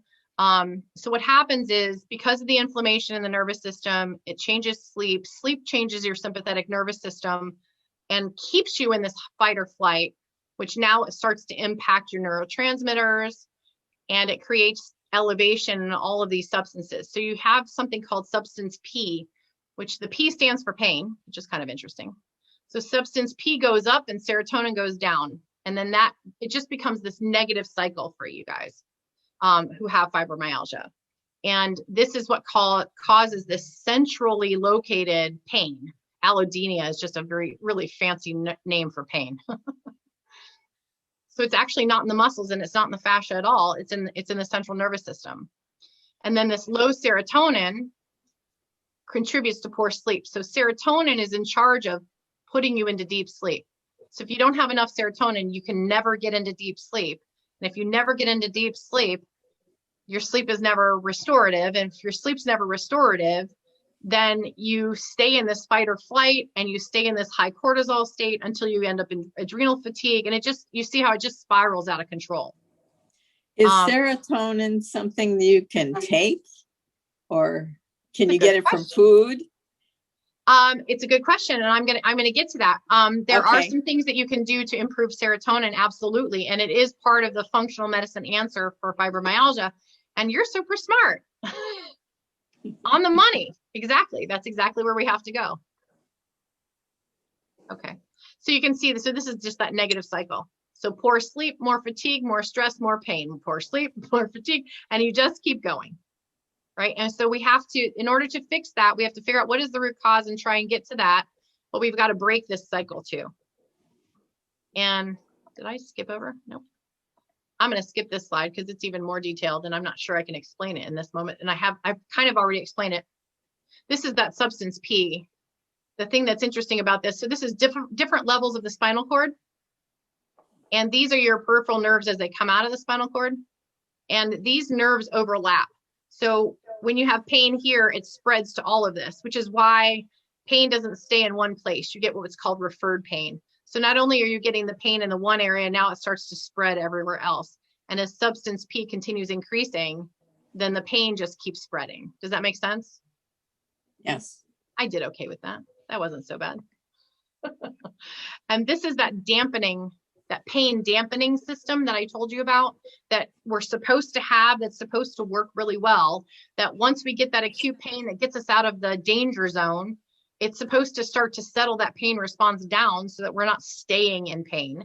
And what happens in fibromyalgia is the DANS, it's the descending antinociceptive system, or DANS for short, but that system stops working. And so the pain never goes away. And that's where it just becomes unbearable. And I'm sure you guys can relate to that. So what do we do about that? Because Jean is already there. Skipping ahead. So our goals are always to reduce the neural inflammation. And there's a few ways we can do that. Diet is part of it. Removing environmental triggers that can increase inflammation in the body is part of it. Improving mitochondrial function or cellular health is part of it. I love CBD for this. In all honesty, is what usually with fibromyalgia and chronic pain patients is something I use often to kind of stop that pain cycle. That was my next question. Was it? You guys are so good. Yeah. I love it. I was getting, I wrote it down here, like the CBD help. It So. does. CBD is one of the most anti-inflammatory plant-based medicines, if you will. Don't quote me on the medicine piece. Don't share that with the FDA. But yes, it's highly anti-inflammatory and highly neuroprotective. Yeah, it's incredible. It's incredible. And not only that, it helps with sleep. So it gets, from fibromyalgia patients, it gets you on 2 levels right away. It also helps to heal the gut if you're taking it by mouth. So then that's 3 ways it can help you. So yeah, it's very powerful. Cool. Yeah. Thank you. You bet. And what does that stand for, DVD? CBD stands for cannabidiol. Oh, I got it. CBD. CBD. Okay. Right. Cannabidiol. It's kind of it's an acronym like Kleenex is to tissues. It's meant to mean hemp-based. Is it cannabis? Yes, but hemp-based, so legal cannabis. So when you talk about, I'm also an endocannabinoid professional. I don't know if you guys know, I'm certified. So this is an area that I'm really passionate about. So when you talk about cannabinoids, there's actually 2 main plants. It's kind of like talking about, it would be the equivalent of talking about different types of citrus fruits. There's oranges and lemons and limes, right? And they all taste different and their chemical makeup is different, but they're all citrus fruits. So when you talk about cannabis, there's lots of different strains of cannabis, but there's 2 main plants. One is called marijuana, and I'm sure you've heard that, or cannabis. And it is a short, bushy plant that has a longer life cycle and has a higher THC level. And that THC is what people, that's what gives that high feeling that some people like. But it's also got a lot of really great medical benefits. On the other side is the sister plant, and they're kind of like the yin and the yang. They're almost like opposites of each other. The hemp plant is it grows super tall, like 20, 30 feet, very, very fibrous stem. And the phytocannabinoid levels are super high, whereas the THC levels are super low. So when we talk about legal cannabis, that's really what we're talking about. We're talking about from hemp, from that plant, as opposed to the medical marijuana side, which is the high THC, low cannabinoids, that's still scheduled in some places. So I prefer starting with the hemp side because the THC can cause vomiting and it can cause hyperemesis. It can cause other things for some people. And most people don't really need that THC. They need that full spectrum of phytocannabinoids that comes from hemp. The only patients I really use the medical marijuana with are more like the oncology patients that are just so far into pain that they can't, and they don't want to take the morphines and all that stuff. And for them, I will do half and half. So I'll do like a 50-50 CBD from hemp and medical marijuana. And what that does is it dampens that THC vomiting and high and not feeling, like your brain's not, you're foggy headed. It kind of dampens that so that they're more functional, but they get more pain relief. Does that make sense? Yes. Does that answer the? I love talking cannabis. So you asked a great question. There's so much in this plant, and it's really been, politically speaking, it is something that was taken from us that should never have been taken from us. Yeah. And it used to be, go ahead. Oh, I don't want to interrupt. No, I'm not that familiar. I mean, I know about all these things, but I don't know the nitty gritty of like what you're describing. But sometimes I'll be in like a health food store, grocery store, and I'll see on the shelf like hemp seeds or whatever. Is that in any way, I mean, it's got to be related, but is that also a helpful thing to take for our condition? That's a great question. Is it Mary Lou, right? Yes. Your name? Yes. Yeah, that's a great question. So there are different parts of the hemp plant that are valuable to us for different reasons. Hemp oil is a cooking oil, similar to olive oil. It's a plant oil, and it has nothing to do with having the cannabinoids, the THC, any of that stuff. That's just an oil, and it's very high in omega-3s. So the oil itself is very good for you. There is some confusion in the labeling since CBD was allowed to be legal not that long ago. It's only been a few years now. And so sometimes it'll say hemp oil, and sometimes it'll say CBD oil. And so it becomes confusing. But strictly speaking, hemp oil should be the omega-3 oil that has nothing to do with phytocannabinoids. Then there's the hemp hearts or hemp seeds. That's actually the seed of the plant. It's a high protein. It's very good for you. And you can make it into like a breakfast cereal. You can cook it like a porridge.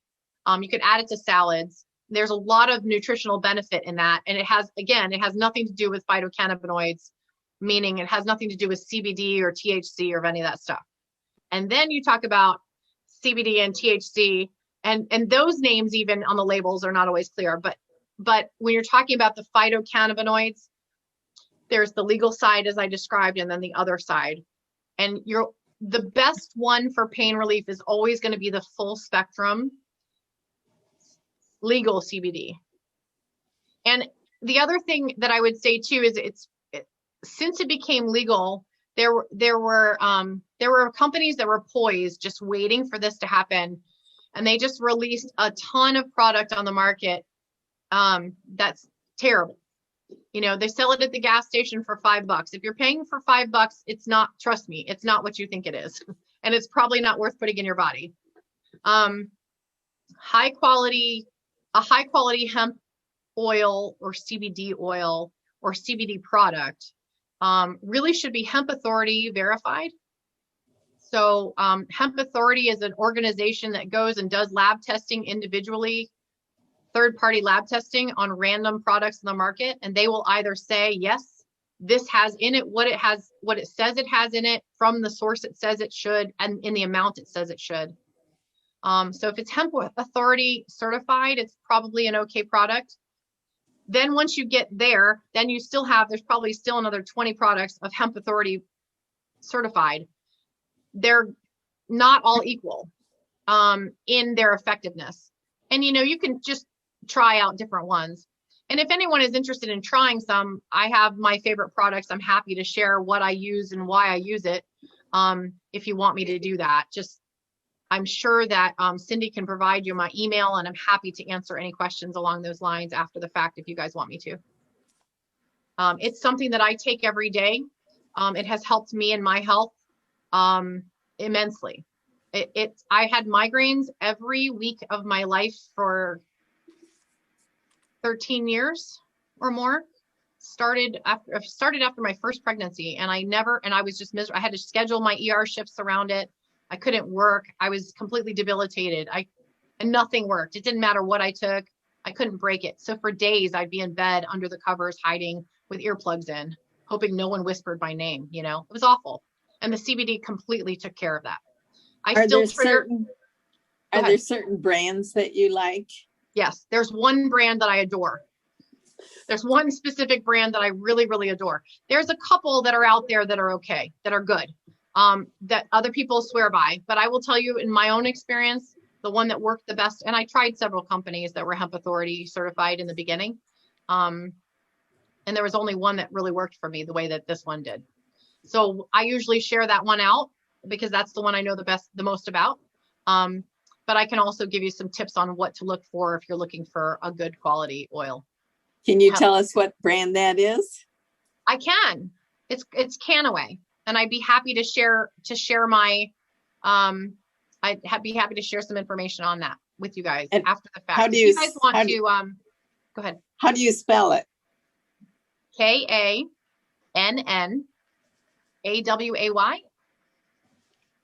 Thank you. Mm-hmm. Oh, before you guys continue, oh, sorry, I was just gonna say, we got 7 minutes left, so I just want to Okay. let you guys know. So go ahead, just- sorry about that. Want to ask, did you say then that's okay for like us to take, or that's one you should be cautious about taking because it could cause side effects? No, this is one that I would highly recommend trying. They have a lot of different products, and so I like to get an idea of what a patient is going through and what they're trying to address. And I do a lot of consults about this and try and point you in the direction of the product that would help you the most. And actually, I'd be happy to offer to do that for free for you guys after the fact. If you want to do a consult with me, a half-hour consult with me, I'll send you a questionnaire to fill out ahead of time, and I can do a consult with you and then kind of point you in the direction of what might be helpful for you. Can you buy them, or do you have to have a special card? I know there's some kind of medical marijuana you have to have a card for. Can you just buy this Kannaway? Yes. So this is the only company that is federally legal in all 50 states, and internationally legal in more than 40 countries and counting. It's the only one. It's also the only one that's in the physician's desk reference, which is part of the reason I love it, because it's considered a prescription. And in some of the South American countries where they're really hesitant to bring in products that have anything to do with marijuana because of the stigma, physicians prescribe it there. So it's actually a prescription medication in some countries. That's how good it is. That's why I love it. And it works. Is there any long-term effects from that, do you know, or is it not Yes, been? you feel better. So No, I mean, no, you're not going to have no. So Okay. here's the thing. So our body has an entire system, and I can actually come back and talk to you guys about this more and do an entire talk on endocannabinoids if you want. I am a certified practitioner. I could certainly do a good job. But we have an entire system in our bodies called the endocannabinoid system. Like we have a gastrointestinal system, like we have a nervous system, a cardiovascular system, we have something called the endocannabinoid system. And endo refers to our own, and our bodies are supposed to make our own cannabinoids. But the problem is with the toxicities in our environment, the amount of inflammation that we live with, our other diseases, the medications we take, and over time, we don't produce as many as we should. Back in the day before 1937, when it became illegal, it was actually part of our food chain. So the animals ate hemp and we ate the animals. So we had cannabinoids in our food chain always. So people didn't have these problems. But once it became illegal, it was separated from our food chain immediately. And since then, our bodies have been starving for cannabinoids for years. And then so that's when I say it was taken from us. That's what I mean. It was literally taken from us, like vitamin C, right? It's something that we need. Our bodies actually need it. Over time, though, as you're using it, as you're taking it, your body actually needs less over time. as you start feeding your endocannabinoid system with phytocannabinoids, it kind of like jump starts the car. It jump starts your own body into making its own, and it helps your own body's system to start to work better. And over time, what I found is when I first started taking it, I had to take 200 milligrams a day to stay out of pain. And now I take 50 milligrams as a maintenance, and that's it. And this is 2 years later. So over time, and there are some days I forget to take it and I don't have any problem. So I probably could take even less. I just don't, because I feel better when I take it. For Mary Lou, there was a payment sent in to us, and we did not run that. How much time do we have left on this Zoom piece? Oh, we got approximately 2 minutes and 40 seconds left so that we can just get ready to start the next one, I guess. Okay. And actually what I wanted to do, so I'll just share this with you. I was hoping we could do this in person, and I completely understand not in this day and age with COVID and everything. But down the road, when things are more open and people are more comfortable, I would love to come back and share some. I use a laser. We're going to talk about it later, but I use a laser in conjunction with topical CBD on trigger points, and it really has some amazing application for pain relief. So I would love to do that for you guys. Just show up and teach you about cannabinoids and do some laser trigger points for free, and just let you experience how that can help. Yes, I definitely invite you back because we like to hear about that. And laser stuff, I'm just curious about too. If that's Can I just ask a quick question? For sure, Cheryl. I have I use it almost every day. It helps me sleep. I do a 1-to-1 of CBD and THC at night. But the drops that I have, it seems like I've got reflux and LPR, and it seems like when I take the drops and put them under my tongue and then swallow them, it just burns. So I don't know if that's a thing that happens with certain people, or is it the brand that I'm using, or is it, I don't know. Yeah, it could be the brand you're using. But I will tell you that and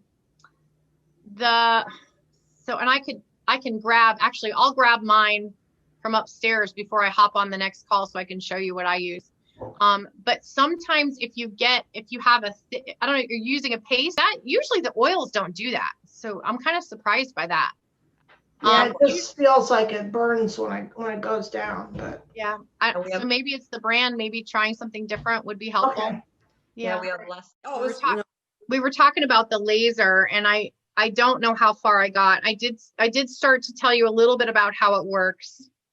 So it's highly it's an 830 nanometer light laser. So it's in the infrared spectrum. And so if you know anything about light therapy, which I totally dig, there's a lot that light can do for us.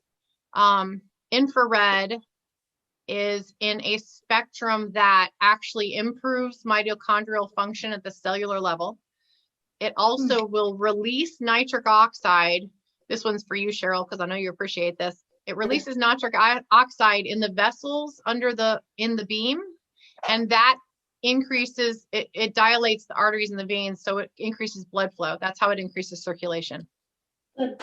And some of the newest studies on nitric oxide are really powerful. So things that you can do to increase nitric oxide, I think, is going to be the next wave of what people are going to be trying to do. So anyway, so it works by increasing circulation, decreasing inflammation. It works at the cellular level for mitochondria. It also improves collagen production. And so from a structural standpoint, it can improve structure and function of bone and joints. And anyway, so it's a pretty powerful modality, and the safety profile is ridiculous. You can have, I let my son do it on himself. He's a soccer player, an avid soccer player, and I let him do it on himself because I taught him how you don't shine it in your eyes. That's the only thing you can do that would be negative. anything else, you can't really mess it up, which is great.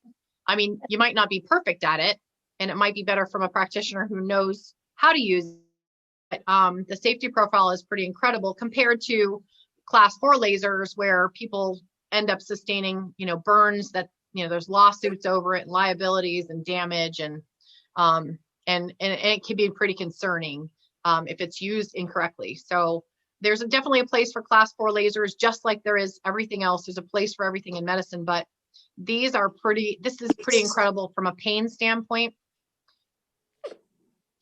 Go ahead. I thought someone was going to ask a question. So anyway, this kind of gets to that myofascial layer. And so even though the pain initiates from the central nervous system, as you guys probably know, once you have that, you're in that cycle, it starts to perpetuate itself and create other issues, including muscle spasms and other things and compensatory issues. So this is really where this comes in. And it can be used alongside topical CBD, so that you're actually doing the same thing from 2 different modalities. So you get a lot faster results and a lot longer lasting results, which is pretty cool. So that's the laser. And this is a modality that I use with my clients, that I'd love to, I would love to play with this and let you guys see what it's like. This is called Heart Math. Sorry. I don't know if you guys are familiar with biofeedback and heart math and heart rate variability, but this is a pretty powerful modality as well for impacting remember I said we're in that fight or flight chronically. So this can really help you learn how to bring your body out of that using techniques like deep breathing, meditation, and you can see in real time. So they give you a monitor and you can see in real time what you're doing and how it's impacting your biomarkers. And then, so you're teaching yourself how to do it, which is pretty cool. So heart math is pretty neat. So if you find a practitioner that uses heart math, this is a really neat modality to use as well. I didn't want to get through this without throwing that out there because I think it's pretty powerful for a lot of people. And then how do you track your interventions? So tracking, obviously with repeat blood work, that's a no-brainer, but symptom journals are incredible. This is mine. They're like $8 on Amazon. This is my symptom journal. And when you get inside, it gives you a layout. I don't know if you guys can see that, but it'll give you like the date. You can write down how I felt today. My energy was low, medium, high, activity level, low, medium, high. It was more average. The weather, it gives you a place to put what the weather is like and then what you ate. And it helps you to kind of, as you start to do this, it helps you to see on days when you're feeling really great, what is a common factor, something that you've done on those days. And on days that you're not feeling really great, what's a common factor? And so you start to see patterns in your own life, and it's really inexpensive to do this. And then if you add a supplement, like maybe you wanted to try rhodiola or CBD, and you added that, you can see then in your journal when you added it, how much you added, and then you're essentially tracking how you're feeling every day, and you can see how that impacts you over time. Because sometimes if we don't pay attention to it and write it down, the next day we may not remember how we felt the day before. And humans are like that, right? We just kind of roll with the punches. But when we actually write these things down, it can be a really powerful way of figuring out what's working for us and what isn't. And it's, like I said, it's pretty inexpensive to do. So I do that all the time with mine when I'm adding and changing things a lot, and it's very helpful. There's urine tests. It's EBP testing, epigenetic biomarker profile test. And you can, doing that every 3 or 4 months can really show you where your changing nutrient needs are. One of the things in supplement land, a lot of practitioners have people on supplements and they stay on them for the rest of their life. And every time their practitioner says, hey, you probably should take this, they add that. And pretty soon you're taking $2,000 worth of supplements every month. And our bodies really aren't I mean, supplements help, but our bodies are dynamic and our needs, our vitamin needs change over time, just like other things change over time. And my goal especially is never to keep someone on that supplement for the rest of their life. Like there's very few things that I would ever say, you got to be on it forever. Because that just doesn't make any sense at all. And we're really created to eat food and get our nutrients from food, not from capsules and pills. And while capsules and pills can be really helpful, the ultimate goal is always to start to get it from your diet or figure out how to get that from your nutrients in exchange, and then boosting what you need. So if you're testing this, 4 times a year, 3 times a year, and then changing your supplements based on your need, that's a really powerful modality. And I work with this company that actually, the test is actually, they use the results and they work with an organic farm. And so rather than creating capsules or saying you need this much vitamin C, this much vitamin B, this kind of this and this kind of that, they actually make a food-based supplement to go alongside to fill your nutrient needs. And it comes in a powder form and it's 1 scoop a day and you're done. And it can actually save quite a bit of money, and it's completely personalized to what you need for that 4 months. And then you test again and it adjusts and you change it. And it's a really neat way of dealing with the nutrient deficiencies that we have chronically. So that's something that I love to use. And then the MSQ is actually a questionnaire. It's part of my intake forms that I use with all my patients, but it is also a tool that we can use to track how we're doing. So it's a quantitative score. So when you first come in as an intake, you take it and then you get your score. And then as we make changes to lifestyle, to nutrients, to supplements, to whatever we're doing, and then we can redo that questionnaire 3 or 4 months down the road, and you can see how that number is changing. And it's a great way of seeing how what you're doing is changing how you're feeling. Anyway, so that's kind of a neat way of tracking it as well. And then there are sleep trackers. And I would for anyone with fibromyalgia, I would really look into sleep trackers. They can be really powerful ways of looking at and knowing when you're getting enough deep sleep, because we go to bed and we go to sleep and we wake up and sometimes we feel rested and sometimes we don't. We don't always know whether we got our REM sleep. Did we get our deep sleep? Did we get enough of all those things, and how recovered are we really? And these sleep trackers can be really powerful for that. I use 2 different companies. I use one called the Healy, which is a monitoring device that also does some electrical stim work, which is kind of neat. So it's both a monitor and a device that can use for frequency deliveries. How do you spell that? Frequency therapy. It's right there, Healy, right here. Can you see my cursor? No. I don't see it. Heal with a Y. Oh, I see it. Yeah, up here in the top, the second paragraph. Yep. Got it. And then the other one is called the Aura Ring, and that's what I'm wearing here. It's an Aura Ring. Can you see this? Yes. It's actually a computer, and it tracks. It's a little bit more limited than the watch, but it tracks my sleep and it tracks some of my biomarkers with activity during the day. But what it does for sleep is really great. The Healy does it all, which is kind of cool. And this is another company I'm involved with for transparency. But I have seen some really great things with it. There are other fitness trackers too, but not a lot that really give good feedback on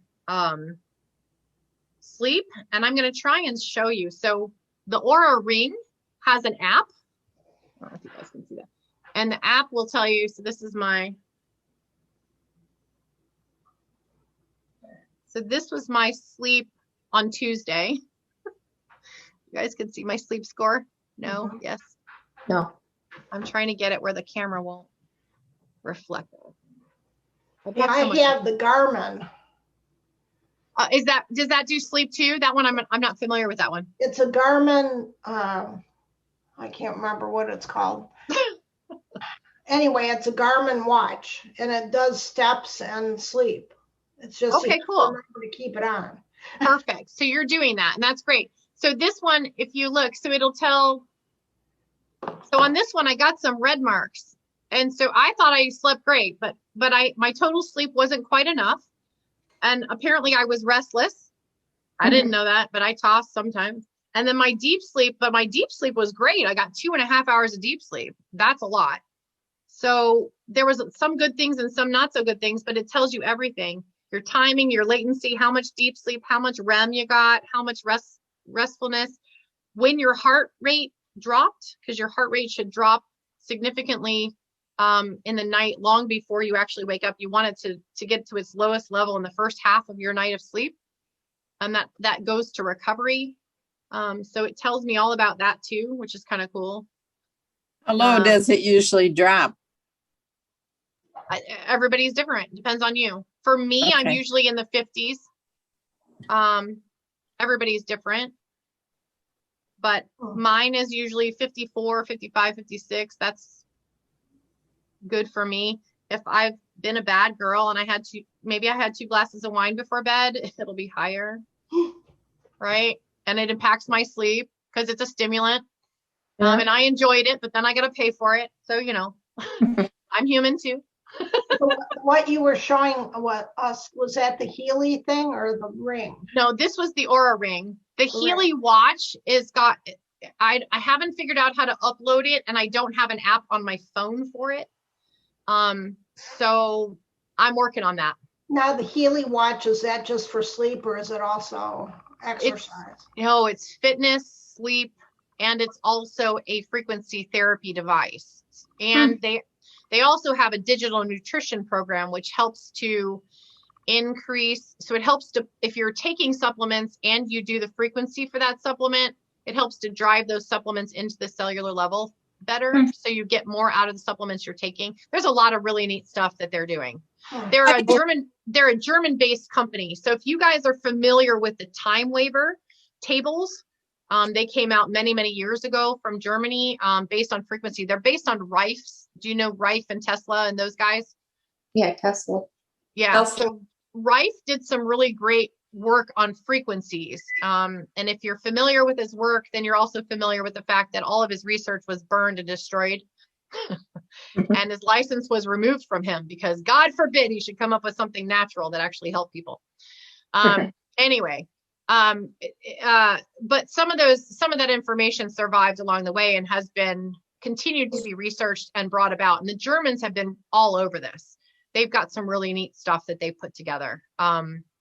Anyway, so the Healy was developed by the Time Waiver people and put together, but then they created a board of medical directors and they brought in other people. So if you're familiar with FSM frequency,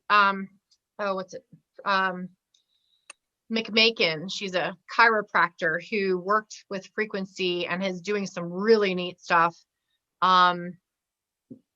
FSM frequency. Shoot, why can't I come up with that right now? I need more CBD. I can't come up with that right now. Isn't that funny? Anyway, she came up. So they're incorporating other people's work now. So they have been not only using the frequencies that they had with the Time Waiver table, but they've added other people's work to it as well. So there's a couple of other brilliant minds that have been working with frequency. So the Healy has a lot to offer. Anyway, that's the story there. If you want to know more about it, I'm happy to share. How do you spell that Aura Ring? How do you spell that? O-U-R-A. O-U-R-A. O-U-R-A. And actually, every once in a while, they give me coupon codes. I'm not affiliated with this per se, other than I just use it and it does a great job. But sometimes they give me a coupon code. So if I have one, I'll send it to you guys to use. I don't think I do right now, though. Oh, maybe I do. Oh, I do. Yay. And it'll give you something off.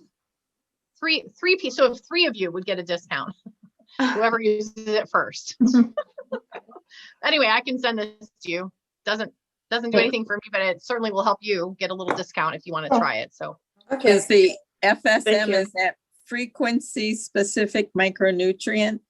Oh, so close. Microcurrent therapy. Thank you. Frequency Microcurrent, specific yeah. microcurrent therapy. Who said that? I found it. I Googled it. Oh, good girl. I DuckDuckGo'd it. Yes, perfect. Yeah. So McMakin is the last name of the chiropractor who, she wrote a really great book about it that came out. You can Google that, I'm sure, pretty quickly as well. And the book is a quick read, but it really is exciting stuff. Yeah. Well, we're down to 8 minutes left, 7 or 8 minutes. Well, it's okay, because that was really my last slide. Now, I did put together a slide. I put together some discounted packages and things for you guys. But I don't know if you want that. So, and I don't want to, Yes. I don't want to Yes, push we myself do. on you in any way. So I kind We of hid the do. slide because I wasn't sure if you wanted to know where. Good, Okay. thank you. Okay. So let me unhide it and pull it up because I wasn't sure. I didn't want to do the wrong things, but I wanted to offer you something if you were interested. Unhide, add hide. Oh, okay, there. Now I have to share again.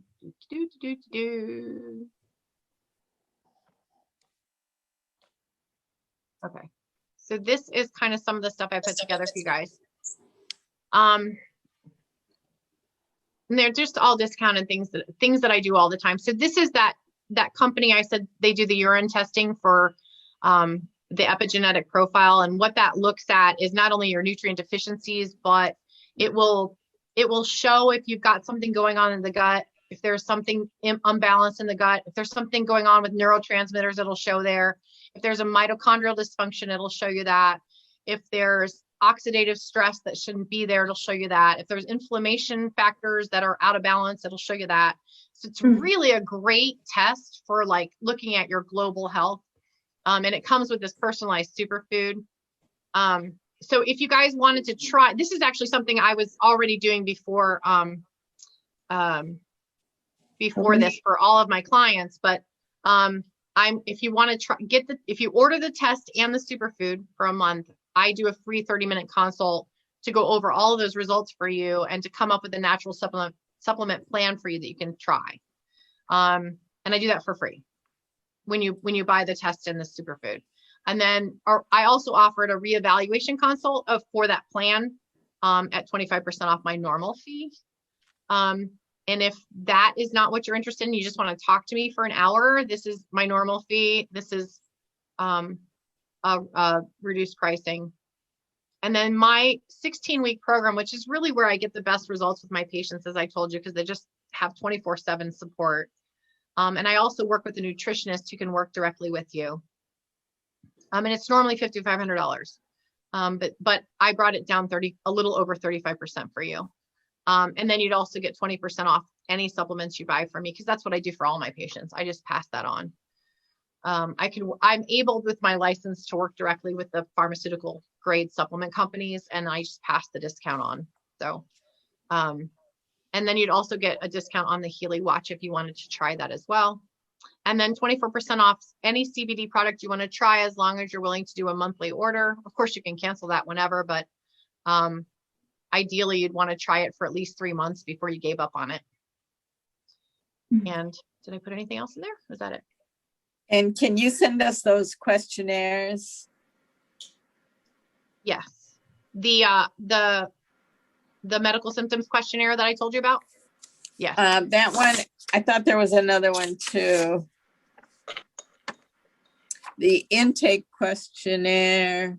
Oh, well, that's for patients that sign up. I mean, I'm not going to send out, it's like 30 pages. Oh, you don't want okay. me. Trust me, you don't want that. Okay. You only want that if you're going to come see me as a patient for my program or for a consult. But I can send out the medical symptoms questionnaire and go over that with you if you want. Okay. Yeah. Thank you very much, Dr. Campbell. It was a pleasure having you. Wow, that was You a guys lot are of fun. It's information. a great group. You guys are really on top of things. I love the questions. This was really fun. I hope that some of this information was helpful for you, and I hope that it helped to clarify some of what causes, fibromyalgia for you. Yeah, I don't know. Maybe you've heard a lot of this stuff before, but I hope not. Yeah, we'd like to have you in person when we're Yes. finally able to do it. I would love to do that. I would love to do that. That would be really fun. And I'll bring the laser when we do it. Cool. Very good. Well, Thank you very so much. You're welcome. You're That was welcome. great. It's Okay, Really really good. precious. thank you. Safe You're welcome, travels. guys. And Thanks. thanks all for joining. Okay, so Cindy, do me a favor because I made a lot of promises. Oh, sure. What's Can up? you send me an email with everything I said I would do, and I'll do it. If I can remember. So what did you want me to send you an email for? So I know I said that I would offer the MSQ for anyone who MSQ. wants it. So to do that, I'll need people's email addresses and full Okay. name spelling. It Okay. just invites you to because I'm telehealth, my practice is basically in an online platform that's completely HIPAA compliant. So all of your health information is protected when I do it through this way, so it's the only way I'll do it. But it'll invite you to the platform, and then I can send you the form, and then it'll give you the opportunity to set up a 15-minute consult with me for free, and then on my schedule, and then we'll go over the results. So that's super easy to do. So that was one thing I said. We can send out that last slide that has all the offers so people can see, and then maybe with my email, and then you guys can reach out personally for whatever else I promised that I didn't do. And I think you were going to send us the copy of that sleep stress article, I believe, too. Yes, will you remind me of that too, Cindy? Yes. As soon as Is I there get any- off here, I got to run be mama, and I will forget, and I don't want to forget. I want to make sure I do what I said I would do. And it seems like there was something else too that CBD thing? Or? I can send an informational video and a link for the CBD so people can take a look at that. Okay. I can I have also- something the down here. stress, the stress slide. Someone wanted that too. The stress Okay. slide. I Okay. can send And- that. It says a free half hour, something to do with Canaway. Here, I can share it again. The free half hour was to do with the urine test, I think. Hang on. Yeah. I will send a copy of the offerings. I'll send that in an email to everyone. So anyone who wants to know what is offered and all this stuff that we're talking about, just if you give your emails to Cindy and allow her to send them to me, and I'll take care of it. Thank you. Sounds good. So I'll just send this slide out, and that way you guys can email me back directly and say, hey, I'd love to take advantage of the CBD, or I want to take advantage of the urine test, or I'd love to do this 60-minute consult. I think we might lose you in a few seconds. I think so too. Yep. It was nice having you. Thank you so much. Thank you. Thank you. You're welcome. Thank you for being engaged in all the questions. It was super fun. Yep. Thank Take you. care. I'll see you guys on the 25th for our next meeting, Open Table Talk. All Okay, right. that's good. Thank Bye, you. everybody. Bye-bye. Bye.